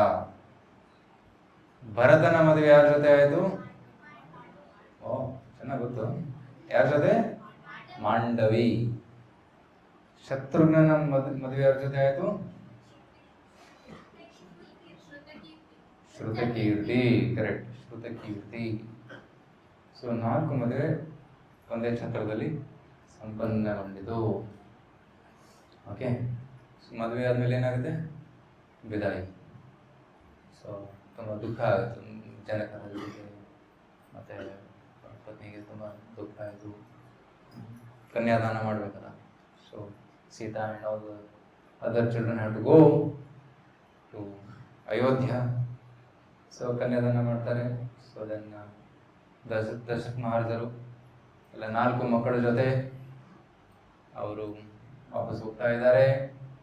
Okay, beautiful grand procession. ಅಷ್ಟೇ ಅಲ್ಲ, ಸಾಕಷ್ಟು ಜನಕ ಮಹಾರಾಜ ಸಾಕಷ್ಟು ವರದಕ್ಷಿಣೆಯನ್ನು ಕೂಡ ಕೊಟ್ಟಿದ್ದಾರೆ. ಸೊ ಆ್ಯಕ್ಚುಲಿ ವರದಕ್ಷಿಣೆ ಅಂದರೆ ಈಗ ಸದ್ಯದ ಕಾಲದಲ್ಲಿ ಅದು ಸ್ವಲ್ಪ ಬ್ಯಾಡ್ ಮೀನಿಂಗ್ ಅದಕ್ಕೆ ಬಂದ್ಬಿಟ್ಟಿದೆ. ಕೆಲವು ವರದಕ್ಷಿಣೆ ಬೇಡಿ ತಗೊಂತಾರೆ. ಒಂದು ಕಾರ್ ಬೇಕು, ಒಂದು ಲ್ಯಾಪ್ಟಾಪ್ ಬೇಕು, ಎಷ್ಟು ಲಕ್ಷ ರೂಪಾಯಿ. ಬಟ್ ಆಗಿನ ಕಾಲದಲ್ಲಿ ಬೇಡ್ತಾ ಇರಲಿಲ್ಲ. ತಂದೆ ತಾಯಿಗೆ ಮಕ್ಕಳನ್ನ ಎಷ್ಟು ಪ್ರೀತಿ ಅಂದರೆ ಅವ್ರ ಜೊತೆ ಗಿಫ್ಟ್ ರೀತಿ ಸಾಕಷ್ಟು ಒಡವೆಗಳನ್ನ, ಮತ್ತೆ ಸೀರೆಗಳನ್ನ, ಬಟ್ಟೆಗಳನ್ನ, ಮತ್ತೆ ಏನಂತಾರೆ ಫ್ರೆಂಡ್ಸನ್ನು, ದಾಸಿಯರನ್ನು ಕೂಡ ಕೊಟ್ಟು ಕಳಿಸ್ತಾ ಇದ್ರು. ಈ ರೀತಿ ಎಲ್ಲ ವರದಕ್ಷಿಣೆಯನ್ನು ತಗೊಂಡು ಸೀತಾದೇವಿ ಬರ್ತಾ ಇಲ್ಲ. ಯಾಕೆಂದರೆ ಅದರಿಂದ ಅವ್ರ ತವರ ಮನೆ ನೆನಪಿರುತ್ತೆ. ಓಕೆ, ನನ್ನ ತಾಯಿ ಕೊಟ್ಟಿದ್ದು, ಇವ್ರು ಕೊಟ್ಟಿದ್ದು, ಮೆಮೊರೀಸ್ ಇರುತ್ತೆ. ಅದು ಅಟ್ಲೀಸ್ಟ್ ಅದನ್ನು ನೆನಪು ಮಾಡಿಕೊಂಡು ಸ್ವಲ್ಪ ಮನಸ್ಸಿಗೆ ಶಾಂತಿ ಆಗುತ್ತೆ. So that's why that was given. ಆದರೆ ದಾರಿ ಮಧ್ಯದಲ್ಲಿ ಬರ್ತಾ ಇರುವಾಗ ಇದು ಧನುಷನ್ನು ಮುರಿದಂತಹ ದೃಶ್ಯ. ನಂತರ ದಾರಿಯಲ್ಲಿ ಬರುವಾಗ ಒಂದು ಅಪಶಕುನಗಳು ಕಾಣೋದಕ್ಕೆ ಸ್ಟಾರ್ಟ್ ಆಗ್ತದೆ. ಚಂಡಮಾರುತ, ಸುಂಟರ ಗಾಳಿ, ಗುಡುಗುತ್ತೆ. ಸೊ ಅಪಶಕುನಗಳು ಕಾಣಿಸುತ್ತೆ. ದಶರಥ ಮಹಾರಾಜ ಏನಿದು ಇಂಥ ಶುಭ ಗಳಿಗೆಯಲ್ಲಿ ಅಪಶಕುನಗಳು ಕಾಣ್ತಾ ಇದ್ದಾವೆ. ಅಲ್ಲ ವಸಿಷ್ಠ ಹೇಳ್ತಾರೆ, ಸ್ವಲ್ಪ ಫೆಮಿಲಿಯರ್, ಸ್ವಲ್ಪ ಏನಂತಾರೆ, ಇಟ್ ಲುಕ್ಸ್ ಲಿಟಲ್ ಫೆಮಿಲಿಯರ್. ಹಿಂದೆ ಕೂಡ ಈ ರೀತಿ ಅನುಭವ ಆಗಿದೆ. ಪರಶುರಾಮರು ಬಂದಾಗ ಈ ರೀತಿ ಶಕುನಗಳು ಕಂಡು ಬರುತ್ತೆ. ಪರಶುರಾಮರ ಹೆಸರು ಕೇಳಿದ ತಕ್ಷಣ ದಶರಥರಿಗೆ ಭಯ ಆಗಿದೆ. ಯಾಕಂದ್ರೆ ಪರಶುರಾಮರು ಕ್ಷತ್ರಿಯರ ವಿರೋಧಿ. ಯಾಕೆ ವಿರೋಧ ಮಾಡ್ತಾ ಇದ್ರು? ಯಾಕೆಂದ್ರೆ ಒಮ್ಮೆ ಕಾರ್ತಿವೀರ್ಯ ಅರ್ಜುನನ ಮಕ್ಕಳು ಪರಶುರಾಮನ ತಂದೆಯಾದಂತಹ ಜಮದಾಗ್ನಿಯನ್ನ ಕೊಂದಿದ್ರು. ಜಮದಾಗ್ನಿ ಬ್ರಾಹ್ಮಣ ಆಗಿದ್ದ. ಕ್ಷತ್ರಿಯರು ಸುಮ್ಮನೆ ಅವರನ್ನು ಕೊಂದಾಕಿದ್ರು. ಇದನ್ನ ನೋಡಿ ಕ್ಷತ್ರಿಯರು ತಮ್ಮ ಧರ್ಮವನ್ನ ಸರಿಯಾಗಿ ಪರಿಪಾಲಿಸ್ತಾ ಇಲ್ಲ, ಅವರು ಅಧರ್ಮಿಗಳಾಗಿದ್ದಾರೆ, ಅದಕ್ಕೆ ಎಲ್ಲಾ ಕ್ಷತ್ರಿಯರನ್ನ ನಾಶ ಮಾಡೋಣ ಅಂತ ಪರಶುರಾಮರು 21 ಬಾರಿ ಕ್ಷತ್ರಿಯ ವಂಶವನ್ನು ನಾಶ ಮಾಡಿದರು. ಮತ್ತೆ ಇಡೀ ಭೂಮಿಯನ್ನ ಕಶ್ಯಪರಿಗೆ ಅಥವಾ ಇದರ ಬ್ರಾಹ್ಮಣರಿಗೆ ದಾನ ಮಾಡಿದರು. ನಂತರ ಅವರು ತಪಸ್ಸು ಮಾಡೋದಕ್ಕೆ ಮಹೇಂದ್ರ ಪರ್ವತದಲ್ಲಿ ಕೂತ್ಕೊಂಡಿದ್ದರು ಪರಶುರಾಮರು. ಅವರು ವಿಷ್ಣುವಿನ ಅಂಶನೇ, ವಿಷ್ಣು ಅಂಶ. ಪರಶುರಾಮ ಬಂದ್ಬಿಡ್ತಾರೆ ಮುಂದೆ ಈ ಅಂಶ. ದಶರಥ ಮಹಾರಾಜ ಭಯ ಆಗುತ್ತೆ. ಸ್ವಾಮಿ ಏನು ಮಾಡಬೇಡಿ, ದಯವಿಟ್ಟು ಇದು ಒಳ್ಳೆ ಗಳಿಗೆ, ಈ ಸಮಯದಲ್ಲಿ ದಯವಿಟ್ಟು ಯಾರನ್ನು ಕೊಲ್ಲಬೇಡಿ ಅಂತ. ಯಾಕಂದ್ರೆ ದಶರಥ ಮಹಾರಾಜರ ಅಯೋಧ್ಯೆ ಮೇಲೆ ಕೂಡ ಅಟ್ಯಾಕ್ ಮಾಡಿದ್ರು ಪರಶುರಾಮರು. Come to attack. ಆದರೆ ಪರಶುರಾಮರು ಒಂದು ಕಂಡೀಷನ್ ಹಾಕಿದ್ರು, ಯಾರಾದರೂ ಮದುವೆ ಮಂಟಪದಲ್ಲಿದ್ದರೆ ಅವ್ರನ್ನ ಕೊಲ್ಲೋದಿಲ್ಲ ಅಂತ. ದಶರಥ ಮಹಾರಾಜರು ಏನ್ ಮಾಡ್ತಾ ಇದ್ದಾರೆ ಅಂದ್ರೆ, ಪರಶುರಾಮರು ಬರ್ತಾ ಇದ್ದಾರೆ ಅಂತ ಸುಳಿವು ಸಿಕ್ಕಾಗ ತಕ್ಷಣ ಮದುವೆ ಮಂಟಪ ರೆಡಿ ಮಾಡಿ ಮದುವೆ ಕೂತ್ಕೋತಾ ಇದ್ರು. ಸೊ ದಶರಥ ಮಹಾರಾಜರಿಗೆ ಎಷ್ಟು ಜನ ಹೆಂಡತಿಯರಿದ್ರು ಗೊತ್ತಾ? 3 ಅಲ್ಲ, 4 ಅಲ್ಲ, 353. ಯಾಕಂದ್ರೆ ಪರಶುರಾಮರು ಬಂದಾಗೆಲ್ಲ ಒಂದೊಂದು ಮದುವೆ ಮಾಡ್ಕೊಂಡೆ. ಆದ್ರೆ 3 ಜನ ಪ್ರಮುಖ ಹೆಂಡತಿಯರು, ಸುಮಿತ್ರ, ಮತ್ತೆ ಕೌಶಲ್ಯ, ಮತ್ತೆ ಕೈಕೇಯಿ. 3 ಜನ. But he had 350 others also.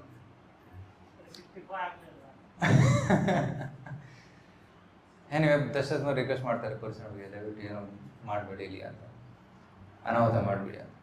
Parashurama ಹೇಳ್ತಾರೆ, ನನ್ನ ಹತ್ರ ಒಂದು ಧನುಷ ಇದೆ, ಇದು ವಿಷ್ಣು ಧನುಷ. ನೀವು ಮುರಿದದ್ದು ಶಿವಧನುಷ. ನಿಮ್ಮ ಪರಾಕ್ರಮವನ್ನ ನೋಡೋದಕ್ಕೆ ಬಂದಿದ್ದೀನಿ ನಾನು. ನಿನ್ನ ಬಾಲಕನ ಪರಾಕ್ರಮವನ್ನು ನೋಡೋದಕ್ಕೆ ಬಂದಿದ್ದೀನಿ ನಾನು. ಅವನಲ್ಲಿ ನಿಜವಾಗಿಯೂ ಪರಾಕ್ರಮವಿದ್ರೆ ಅವನು ನಾನು ವಿಷ್ಣು ಧನುಷನ್ನ ಎತ್ತಿ ಹಿಡಿದು ಇದರಿಂದ ಬಾಣವನ್ನು ಹೊಡೆಯಕ್ಕೆ ಸಾಧ್ಯವಾದರೆ ಅವರ ಜೊತೆ ಯುದ್ಧ ಮಾಡ್ತೀನಿ, ಎಲ್ಲ ಬಿಟ್ಬಿಡ್ತೀನಿ. ದಶರಥ ಮಾರಿ ಭಯ ಆಯ್ತು, ಬೇಡ ಬೇಡ ಬೇಡ, ಈ ರೀತಿ ಚಾಲೆಂಜ್ ಮಾಡ್ಬೇಡಿ, ನಾನು ಮಗ ರಾಮ. ಆಗ ರಾಮಚಂದ್ರ ಅಪ್ಪ ನಾನು ನೋಡ್ಕೊತೀನಿ. ಪರಶುರಾಮರು ಚಾಲೆಂಜ್ ಸ್ವೀಕರಿಸ್ತಾರೆ. ಆ ಚಾಲೆಂಜ್ ಅನ್ನ ಸ್ವೀಕರಿಸಿ ತಕ್ಷಣ ಪರಶುರಾಮರ ಕೈಯಿಂದ ಬಾಣವನ್ನು ಎಳೆದುಕೊಂಡು ಕತ್ಕೊಂಡು ಗಂಟು ಹಾಕಿ ಬಾಣವನ್ನು ತೆಗೆದು ಇಟ್ಕೊಂಡ್ಬಿಡ್ತಾರೆ. ಪರಶುರಾಮರ ಕಡೆ ಬಾಣವನ್ನು ತೋರಿಸ್ತಾ ನಿಂತು ಬಿಡ್ತಾರೆ. ಪರಶುರಾಮರು ಶಾಕ್, ಇಷ್ಟು ಬೇಗ, so fast, so quick. Yes, now I am ready. ಕೊಂದಾಗ್ಲ ನಿನ್ನ. ಪರಶುರಾಮ ಸೇಸ್, ನೀನು ಸಾಕ್ಷಾತ್ ವಿಷ್ಣು ಆಗಿರ್ಬೇಕು. You must be lord Vishnu, otherwise this is not possible. ಆದರೆ ಇದು ಬೇರೆಯವರಿಂದ ಅಸಾಧ್ಯ, ನೀನೇ ಸಾಕ್ಷಾತ್ ವಿಷ್ಣು. ಆಗ ರಾಮಚಂದ್ರ ಹೇಳ್ತಾರೆ, ನಾನು ಆಲ್ರೆಡಿ ಬಾಣವನ್ನ ಎತ್ತಿದ್ದೀನಿ, ಇದು ನಾನು ಬಿಡಲೇಬೇಕು. ಸೊ ಹೇಳು, ನಾನು ಏನು ಮಾಡಲಿ? ನಿನ್ನನ್ನು ಕೊಂದಾಕ್ಲ ಅಥವಾ ಈ ಬಾಣದಿಂದ ನಿನ್ನ ಏನಂತಾರೆ ಪುಣ್ಯವನ್ನ ನಾಶ ಮಾಡಲ? ಗುರುಸ್ವಾಮಿ ಹೇಳ್ತಾರೆ, ನನ್ನ ಪುಣ್ಯವನ್ನ ನಾಶ ಮಾಡು. ಅಟ್ಲೀಸ್ಟ್ ನಾನು ಮಹೇಂದ್ರ ಪರ್ವತಕ್ಕೆ ಹೋಗಿ ತಲುಪುವಷ್ಟು ಶಕ್ತಿ ಬಿಟ್ಬಿಡು, ನಾನು ಮತ್ತೆ ತಪಸ್ ಮಾಡ್ತೀನಿ. ಆಗ ಪರಶುರಾಮ ಎಲ್ಲ ಪುಣ್ಯವನ್ನು ಹೀರ್ಕೊಳ್ತಾರೆ. ಪರಶುರಾಮ ಅಲ್ಲಿಂದ ಹೊರಟೋಗ್ಬಿಡ್ತಾರೆ.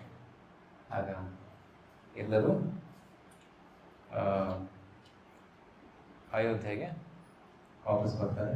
ಅಯೋಧ್ಯೆಗೆ ಬಂದು ಅಯೋಧ್ಯೆಯಲ್ಲಿ ಸೀತಾ ಮತ್ತು ರಾಮ ಸುಖವಾಗಿ ಕಾಲವನ್ನು ಕಳೀತಾ ಇದ್ರು.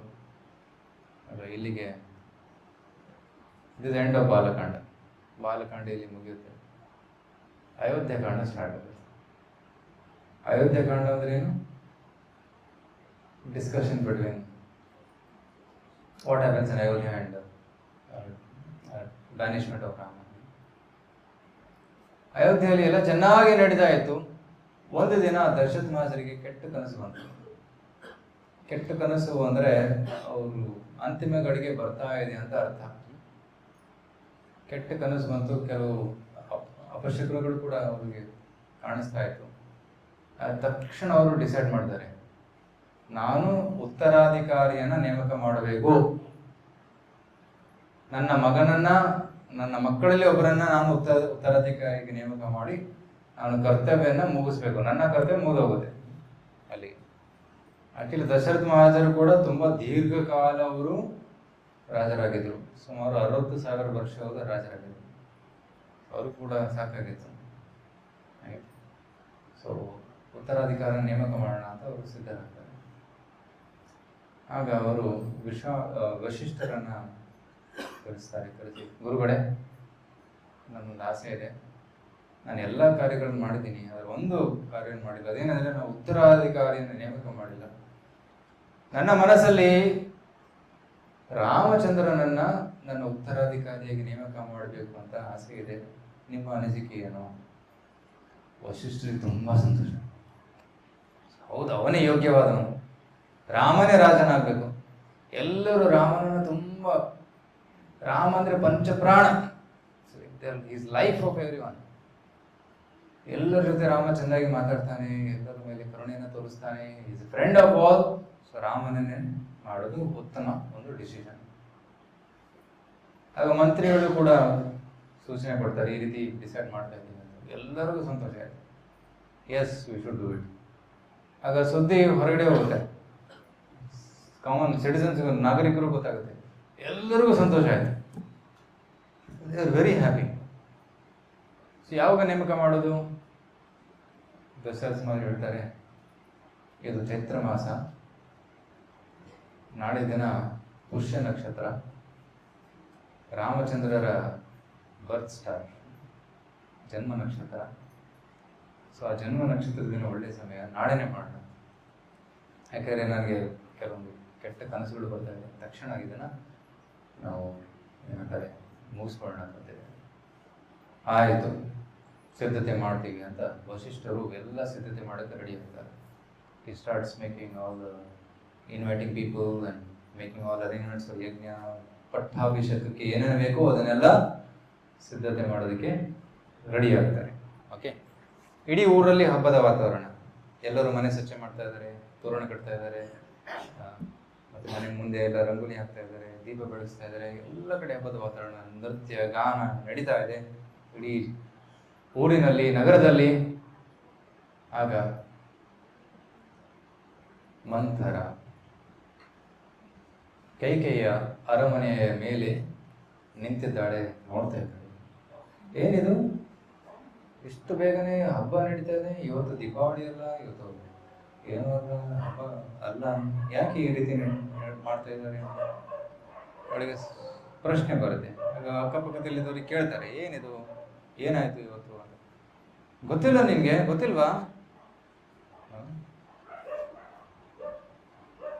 ನಾಳೆ ರಾಮನ ಪಟ್ಟಾಭಿಷೇಕ.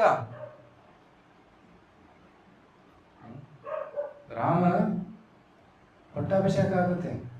ಹೌದಾ, ದಶರಥ ಮಾಸ್ತರ್ ನಿರ್ಧಾರ ಮಾಡಿದ್ದಾರೆ. ಹೌದಾ, ಸರಿ. ಆಗ ಅವಳ ಕುಬುದ್ಧಿ ಸ್ಟಾರ್ಟ್ ಆಗುತ್ತೆ. ಅವಳು ತಕ್ಷಣ ಯಾರ ಹತ್ರ ಬರ್ತಾಳೆ? ರಾಣಿ ಕೈಕೇಯಿ ಹತ್ರ ಬರ್ತಾಳೆ. ಬಂದು ಹೇಳ್ತಾಳೆ, ಕೈಕೇಯಿ, ಏನೇನು ಆರಾಮಾಗಿ ಕೂತಿದೆಯಾ? ಸುದ್ದಿ ಗೊತ್ತಿಲ್ಲ ನಿನ್ಗೆ? ಗೊತ್ತಿಲ್ಲ. ಏನ್ ಸುದ್ದಿ ಅದು? ನಾಳೆ ರಾಮನ ಪಟ್ಟಾಭಿಷೇಕ. ರಾಮನನ್ನ ಉತ್ತರಾಧಿಕಾರಿಗೆ ನೇಮಕ ಮಾಡ್ತಾರೆ. ಓ, ಎಂತ ಒಳ್ಳೆ ಸುದ್ದಿ ಇದು. ಎಷ್ಟು ಆನಂದ ಆಗ್ತಾ ಇದೆ ನನಗೆ. ನನ್ನ ರಾಮ ನಾಳೆ ಪಟ್ಟಾಭಿಷೇಕ ಆಗುತ್ತೆ, ಅವನ ರಾಜನಾಗ್ತಾನೆ. ಎಂತ ಸಿಹಿ ಸುದ್ದಿ ಕೊಟ್ಟಿದ್ಯಾ, ತಗೋ ಹಾರ ಅಂತ ಗಿಫ್ಟ್ ಕೊಡ್ತಾರೆ. ಸಂತೋಷ ಆಗುತ್ತೆ ಅವಳಿಗೆ. ಅವಳು ಮಂತ್ರ ಹಾರವನ್ನು ತಗೊಂಡು ಕೆಳಗಿದ್ದಾಳೆ. ಏನಾಯ್ತು ಮಂತ್ರ? ಸರಿ, ನಿನಗೆ ಗೊತ್ತಿಲ್ಲ,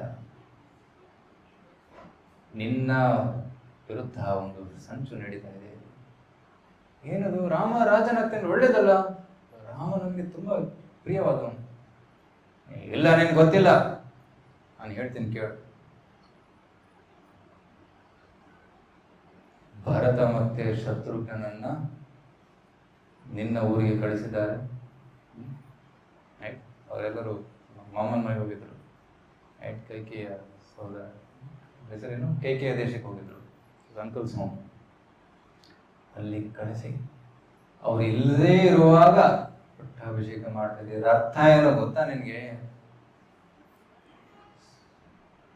ಅರ್ಥ ಏನು? Bharata will be very happy. ಭರತನಿಗೆ ತುಂಬಾ ಸಂತೋಷ ಆಗುತ್ತೆ.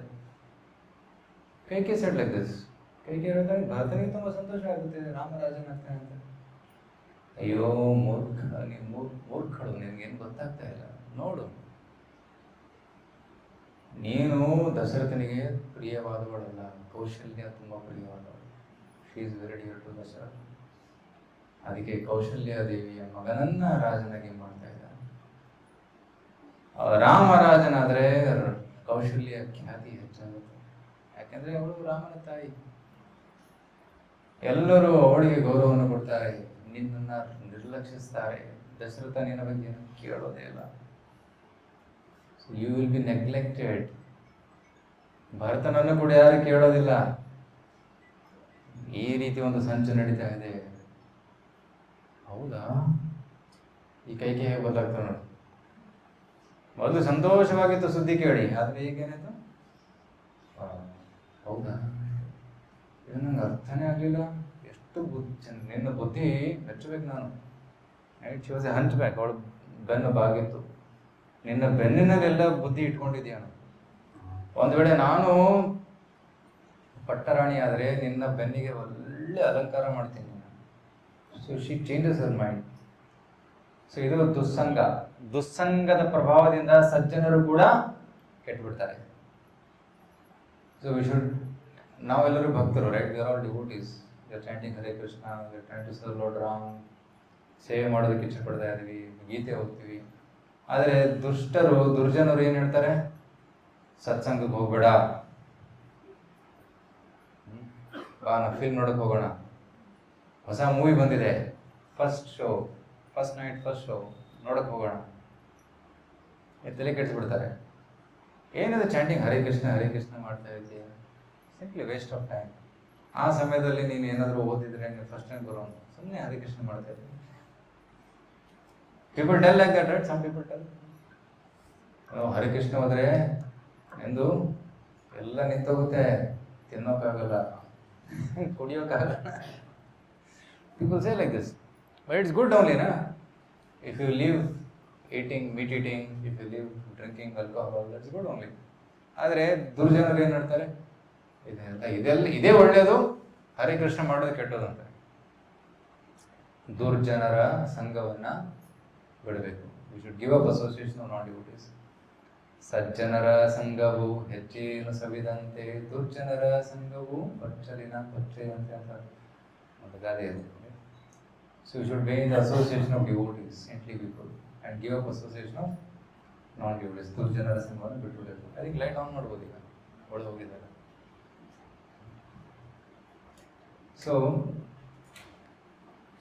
ಸೊ ನಂತರ ಅವಳ ವಿಚಾರವನ್ನು ಕೇಳಿ ಕೈಕೇಯಿಯ ಮನಸ್ಸು ಕೆಟ್ಟಿತು.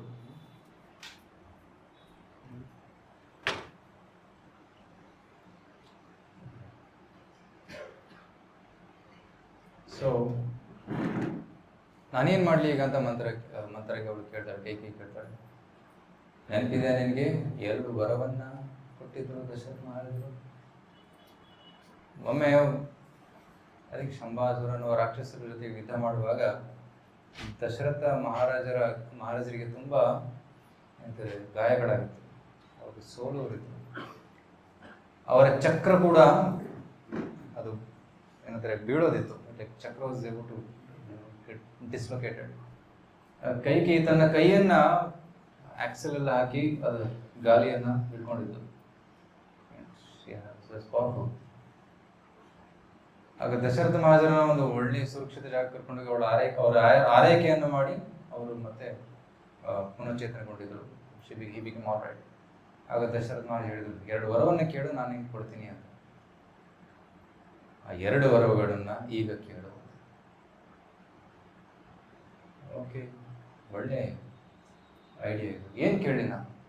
ಮೊದಲನೇ ವರದಾನ ಭರತರಾಜನಾಗಬೇಕು. 2ನೇ ವರದಾನ ರಾಮ ವನವಾಸಕ್ಕೆ ಹೋಗ್ಬೇಕು. ಎಷ್ಟು ವರ್ಷ? 14 ವರ್ಷ ವನವಾಸಕ್ಕೆ ಹೋಗ್ಬೇಕು. ಒಳ್ಳೆ ಐಡಿಯಾ. ನಾನು ಕೇಳ್ತೀನಿ. ಈಗ ನೀನೊಂದು ಏನಂತಾರೆ, ಅರಮನೆ ತುಂಬ ದೊಡ್ಡದು. ಸೊ ಅಲ್ಲಿ ಬೆಡ್ರೂಮ್ ಇರ್ತಿತ್ತು, ಲಿವಿಂಗ್ ರೂಮ್ ಇರ್ತಿತ್ತು, ಏನೊಂದು ಶೋಕಗ್ರಹ ಅಂತ ಇರ್ತಿತ್ತು. ಮೂಡ್ ಔಟ್ ಆದಾಗ ಅಲ್ಲಿ ಹೋಗಿ ಕೂತ್ಕೊಳ್ಳೋದು. ಸೊ ಕೂದಲು ಬಿಟ್ಟು ಬಿಚ್ಚಿ ಹೂವೆಲ್ಲ ಬಿಡಿಸಿ, ಸೊ ತುಂಬ ಏನಂತಾರೆ ಶೋಕ ಮಾಡ್ತಾ ಅಲ್ಲಿ ಕೂತ್ಕೊಂಡ್ಬಿಡು. ದಶರಥ ಮಹಾರಾಜ ಬರೋರಿದ್ದಾರೆ ನಿನಗೆ ಸುದ್ದಿ ತಿಳಿಸೋದಕ್ಕೆ. ಯಾಕಂದರೆ ದಶರಥದ ಖುದ್ದಾಗಿ ಅವರೆಲ್ಲ ಹೆಂಡತಿಯರಿಗೆ ಸುದ್ದಿ ತಿಳಿಸೋಕೆ ಬರ್ತಾ ಇದ್ರು. ಬರೋರಿದ್ದಾರೆ, ನೀನು ಒಳಗೆ ಕೂತ್ಕೊಂಡು. ಆಯ್ತು, ಅವಳು ಕೂತ್ಕೊಂಡ್ಬಿಡ್ತಾಳೆ. ಸೊ ದಶರಥ ಮಹಾರಾಜ ಬರ್ತಾರೆ, ಕೈಕೇಯಿಯ ಕೋಣೆಯಲ್ಲಿ ಬರ್ತಾಳೆ. ಅವಳಿಲ್ಲ ಅಲ್ಲಿ. ಬೇರೆಯವ್ರು ಕೇಳಿದ್ರೆ ಎಲ್ಲಿದ್ದಾಳೆ ಅವಳು? ಅವರು ಶೋಕಗ್ರಹದಲ್ಲಿ ಕೂತಿದ್ದಾರೆ. ಹೌದಾ, ಅಲ್ಲಿ ಯಾಕೆ? ದಶರಥ ಮಹಾರಾಜರು ಒಳಗಡೆ ಹೋಗ್ತಾರೆ, ನೋಡ್ತಾರೆ. ಕೈಕೇಯಿ ತಲೆ ಕೆಳಗೆ ಮಾಡಿಕೊಂಡು ಆ್ಯಕ್ಚುಲಿ ನೆಲ ಮೇಲೆ ಬಿದ್ದಿದ್ದಂಗೆ ಶೋಕ ವ್ಯಕ್ತಪಡಿಸ್ತಾರೆ. ಏನಾಯ್ತು ಅಂತ ಕೇಳ್ತಾರೆ. ಏನೋ ಬಾಯಿ ಬಿಡೋದಿಲ್ಲ. ನಾನೇನಾದ್ರೂ ಅಪರಾಧ ಮಾಡಿದ? ಇಲ್ಲ, ಏನೂ ಬಾಯಿ ಬಿಡೋದಿಲ್ಲ. ತುಂಬ ಕೋಪ. ನಾನೇ ದಶರಥ ಮಹಾರಾಜರು ಹೇಳ್ತಾರೆ, ಏನು ನಿನ್ನ ಆಸೆ? ನಿನ್ನ ಆಸೆಯನ್ನು ಏನಾದ್ರು ಪೂರೈಸಲಿಲ್ವಾ ನಾನು? ನಿನ್ನ ಆಸೆಯನ್ನು ಕೇಳು ಅಂತಾರೆ. ನಾನು ಮಾತನ್ನು ಕೊಡ್ತೀನಿ.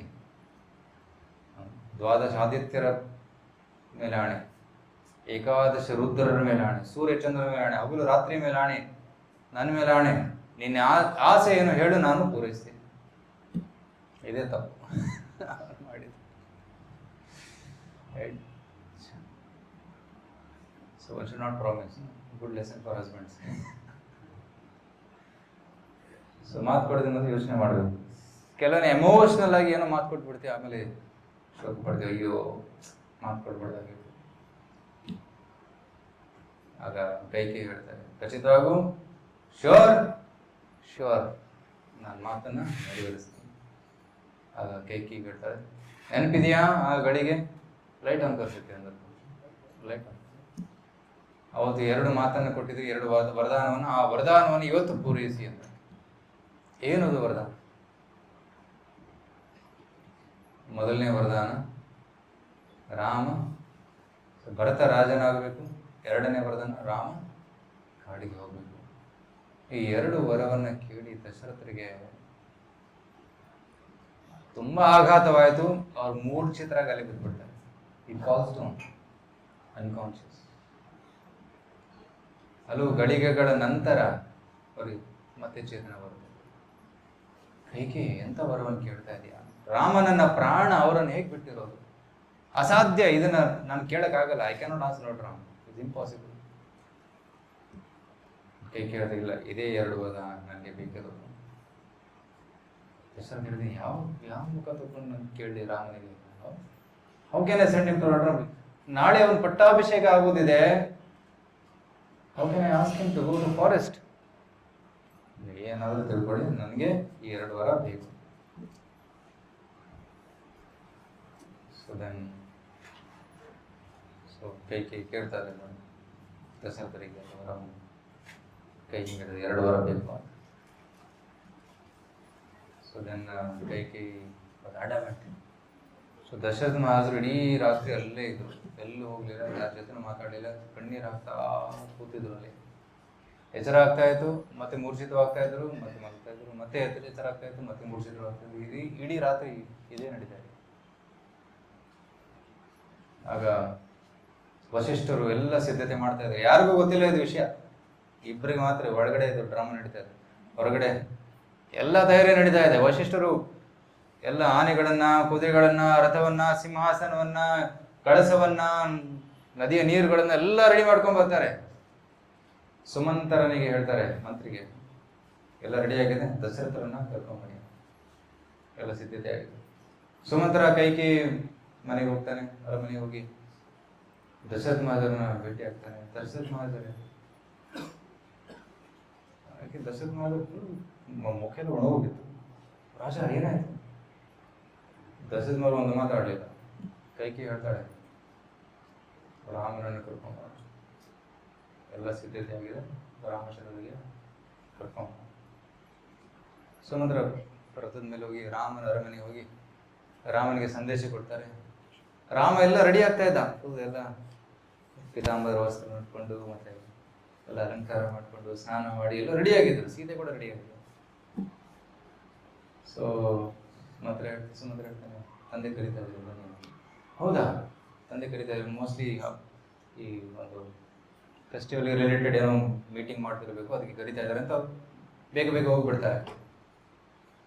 ಸೊ ಕೈಕೇಯಿ ಅರಮನೆಗೆ ಪ್ರವೇಶ ಮಾಡ್ತಾರೆ. ಒಳಗಡೆ ದಶರಥ ಮಹಾರಾಜರ ಹತ್ರ ಬರ್ತಾರೆ, ನೋಡ್ತಾರೆ.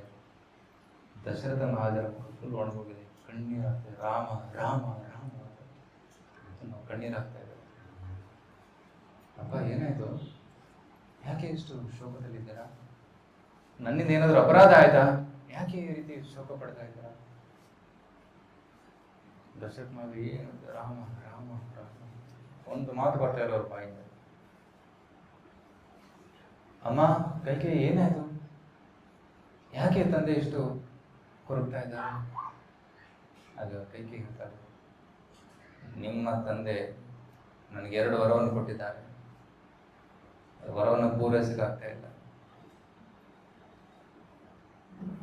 ಏನದು 2 ವರಗಳು? ದಯವಿಟ್ಟು ಹೇಳಿ ನನಗೆ. ನೀನಾದ್ರೂ ಪೂರೈಸ್ತೀಯ ರಾಮ? ಹೌದು, ತಂದೆ ಮಾತನ್ನು ನಾನು ಪೂರೈಸ್ತೀನಿ. ಏನು ವರವನ್ನು ಕೊಟ್ಟಿದ್ದಾರೆ ಹೇಳು ನನಗೆ. ಖಚಿತವಾಗಿಯೂ ಹೌದು. ಆಗ ಕೈಕೇಯಿ ಇಡೀ ಕಥೆಯನ್ನು ಹೇಳಿ ಆಂಜನೇಯ ಹೇಳ್ತಾನೆ, ನಾನು 2 ವರವನಿಗೆ ಬೇಡ್ಕೊಂಡಿದ್ದೀನಿ. ಅದೇನಂದ್ರೆ, ನನ್ನ ಮಗ ಭರತ ರಾಜನಾಗಬೇಕು, ನೀನು ವನವಾಸಕ್ಕೆ ಹೋಗ್ಬೇಕು. ರಾಮನ ಪ್ರತಿಕ್ರಿಯೆ ಏನಿದೆ ಗೊತ್ತಾ? ಮನಸ್ಸಲ್ಲಿ ಒಂದು ಚೂರು ದುಃಖ ಇಲ್ಲ, ಒಂದು ಚೂರು ಸಂಕೋಚವಿಲ್ಲ. ಆಯ್ತು ತಾಯಿ, ನಿಮ್ಮ ಇಚ್ಛೆ, ನನ್ನ ತಂದೆ ಇಚ್ಛೆ ಇದೇ ಇದ್ರೆ ಆಯ್ತು, ನಾನು ಹೋಗ್ತೀನಿ, ಕಾಡಿಗೆ ಹೋಗ್ತೀನಿ. ಸೊ ರಾಮಚಂದ್ರ ಇಸ್ ಐಡಿಯಲ್ ಸನ್. ತಂದೆ ರಾಜ ಆಗಂದ್ರೆ ರಾಜ, ಕಾಡಿಗೆ ಹೋಗಂದ್ರೆ ಕಾಡಿಗೆ. ಒಂದು ಚೂರು ಅಟ್ಯಾಚ್ಮೆಂಟ್ ಕೂಡ ಇಲ್ಲ ಅವರಲ್ಲಿ. So imagine, you are supposed to become the Prime Minister of India, and one day before somebody says, ನೀನಲ್ಲ, ಇವನಾಗ್ತಾನೆ ಪ್ರೈಮ್ ಮಿನಿಸ್ಟರ್. ಹೇಗನ್ಸುತ್ತೆ? So it's very difficult. ನಮಗೆ ಅದು ಈ ರೀತಿ ಪ್ರಾಕ್ಟೀಸ್ ಮಾಡಕ್ ಸಾಧ್ಯನೇ ಇಲ್ಲ. ಹೊರಗಡೆಯಿಂದ ಹೂ ಅನ್ಬೋದು, ಒಳಗಡೆ ಕುದೀತಾ ಇರುತ್ತೆ. So Rama was inside outside same. ಕಣ್ಣಲ್ಲಿ ಒಂಚೂರು ಸಂಕೋಚ ತೋರಿಸಲಿಲ್ಲ, ಮುಖದಲ್ಲಿ ಒಂದು ಎಕ್ಸ್ಪ್ರೆಷನ್ ಕೂಡ ಚೇಂಜ್ ಆಗಿಲ್ಲ. ಆಯ್ತು, ನಿಮ್ಮ ಹೆಚ್ಚಿಗೆ ನಾನು ಹೋಗ್ತೀನಿ. ಸೊ ತಂದೆ ಆಶೀರ್ವಾದ ತಗೊಂಡು, ತಾಯಿ ಆಶೀರ್ವಾದ ತಗೊಂಡು, ಕೈಕೇಯಿ ತಾಯಿ ಆಶೀರ್ವಾದ, ಕೌಶಲ್ಯ ದೇವಿ ಹತ್ರ ಹೋಗ್ತಾನೆ. ತಾಯಿಗೆ ಸೂಚನೆ ಕೊಡು, ಅಮ್ಮ ನಾನು ಕಾಡಿಗೆ ಹೋಗ್ಬೇಕು. ತಂದೆ ಆಸೆ. ತಾಯಿ ಹೇಳ್ತೇನೆ ನಾನು ಬರ್ತೀನಿ. ಇಲ್ಲ ಇಲ್ಲ, ನೀವು ತಂದೆ ನೋಡ್ಕೋಬೇಕು, ಇಲ್ಲ ನಿಮ್ಮ ಧರ್ಮ ಪತಿ ಜೊತೆ ಇರಬೇಕು.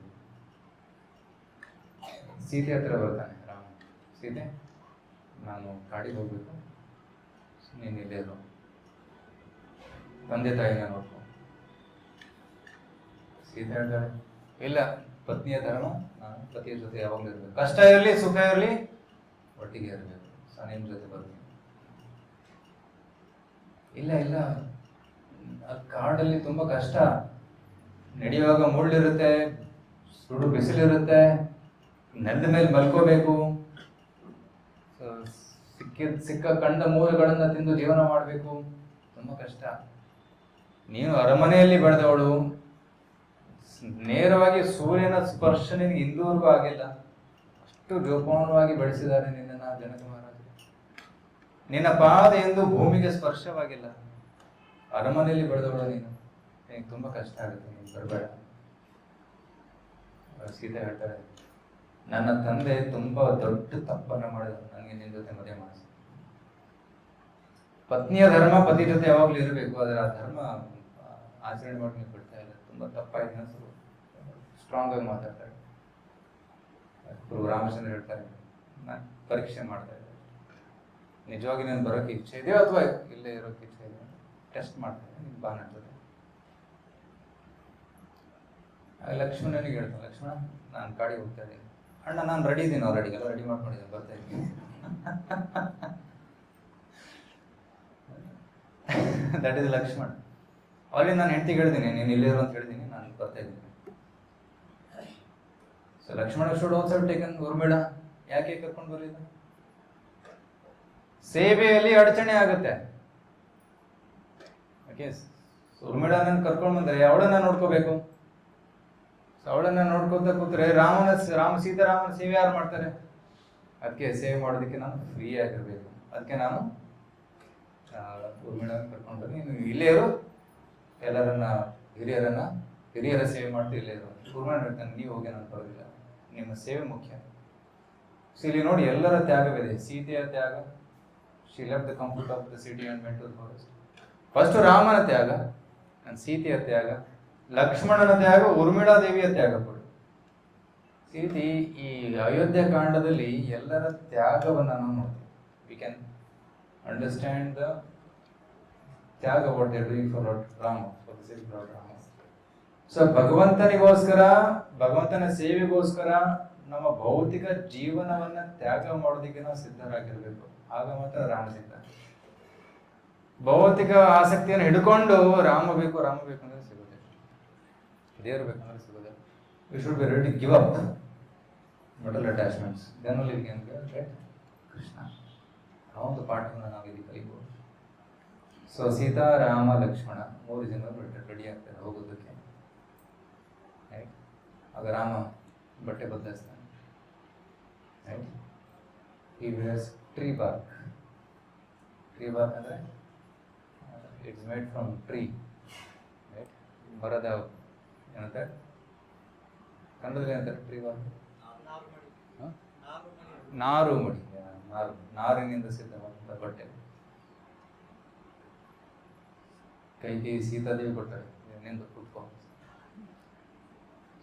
She also wears tree bark. Very difficult. ಎಲ್ಲರೂ ಆಡ್ತಾ ಇದ್ರು ಇದನ್ನು ನೋಡಿ. ಸೊ ಸೀತಾ, ರಾಮ, ಲಕ್ಷ್ಮಣ 3 ಕಾಡಿಗೆ ಹೋಗಿ ಸಿದ್ಧರಾಗ್ತಾರೆ. ರಾಮಚಂದ್ರ ಸುಮಂತ್ರ ರಥವನ್ನು ರೆಡಿ ಮಾಡಿ, ಸುಮಂತ್ರ ಸೀತಾ, ರಾಮ, ಲಕ್ಷ್ಮಣರನ್ನು ಅಯೋಧ್ಯೆಯಿಂದ ಹೊರಗಡೆ ಕರ್ಕೊಂಡು ಹೋಗ್ತಾ ಇದ್ದಾನೆ, ಕಾಡಿಗೆ ಕರ್ಕೊಂಡು ಹೋಗ್ತಾ ಇದ್ದಾನೆ. ಇದನ್ನ ನೋಡಿ ಎಲ್ಲ ಅಯೋಧ್ಯೆ ವಾಸಿ ನಾವು ಬರ್ತೀವಿ. ಇವಾಗ ಕಾಡು ಅಯೋಧ್ಯೆ ಆಗುತ್ತೆ, ಅಯೋಧ್ಯೆ ಕಾಡಾಗುತ್ತೆ. Will all come to forest. Rama ಎಲ್ಲಿರ್ತಾನೋ ಅದೇ ಅಯೋಧ್ಯ. ಎಲ್ಲ ಅಯೋಧ್ಯ ವಾಸಿಗಳು ಹಿಂಬಾಲಿಸ್ತಾರೆ ರಥವನ್ನು. ರಥ ಮೇಲೆ ಹೋಗ್ತಾ ಇದ್ದಾರೆ. ಅದಕ್ಕೆ ಕೆಲವರು ಫಾಲೋ ಮಾಡೋಕ್ಕಾಗಲಿಲ್ಲ. ರಾಮ ಹೇಳ್ತಾನೆ, ನಿಲ್ಲಿಸು ರಥವನ್ನು, ನಾನು ನಡ್ಕೊಂಡು ಬರ್ತೀನಿ.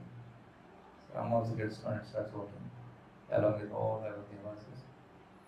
ಈ ರೀತಿ ಅಯೋಧ್ಯೆಗೆ ಇಲ್ಲಿ ನೋಡಿ, ರಾಮಚಂದ್ರರು ಕೌಶಲ್ಯ ದೇವಿ ಆಶೀರ್ವಾದವನ್ನು ತಗೊಂಡು ಸೀತಾರಾಮ ಲಕ್ಷ್ಮಣ ಕಾಡಿಗೆ ಹೋಗಿ ಸಿದ್ಧರಾಗ್ತಾರೆ. ಇಲ್ಲಿ ಅಯೋಧ್ಯೆಯಿಂದ ಹೊರಟಿದ್ದಾರೆ. ಸೊ ಸರಿಯು ನದಿಯ ತಟಕ್ಕೆ ಬರ್ತಾರೆ. ಮುಂದೆ ಏನಾಗುತ್ತೆ ಅನ್ನೋದನ್ನು ನಾಳೆ ಚರ್ಚೆ ಮಾಡೋಣ. ಓಕೆ. ಗುಹರಾಜನ ಜೊತೆ ಭೇಟಿ, ಭಾರದ್ವಾಜ ಮುನಿಗಳ ಆಶ್ರಮಕ್ಕೆ ಪ್ರವೇಶ, ಚಿತ್ರಕೂಟವಾಸ, ದಂಡಕಾರಣ್ಯ ಪ್ರವೇಶ, ಸೀತಾ ಅಪಹರಣ, ಈ ಕಥೆಗಳನ್ನೆಲ್ಲ ನಾವು ನಾಳೆ ಕೇಳೋಣ. ಓಕೆ. ಹರೇ ಕೃಷ್ಣ ಕೃಷ್ಣ ಕೃಷ್ಣ ಹರೇ ಹರೇ, ಹರೇ ರಾಮ ರಾಮ ರಾಮ ಹರೇ ಹರೇ. ನಮಗೆಲ್ಲ ಇಷ್ಟ ಆಯ್ತಾ ರಾಮಾಯಣ ಕಥೆ? ನಾಳೆ ಯಾರ್ಯಾರಿಗೆ ಬರೋಕ್ಕೆ ಸಾಧ್ಯ ಇದೆ? all can come tomorrow. Okay. Almost 60% can come tomorrow. On time, 6 o'clock. Today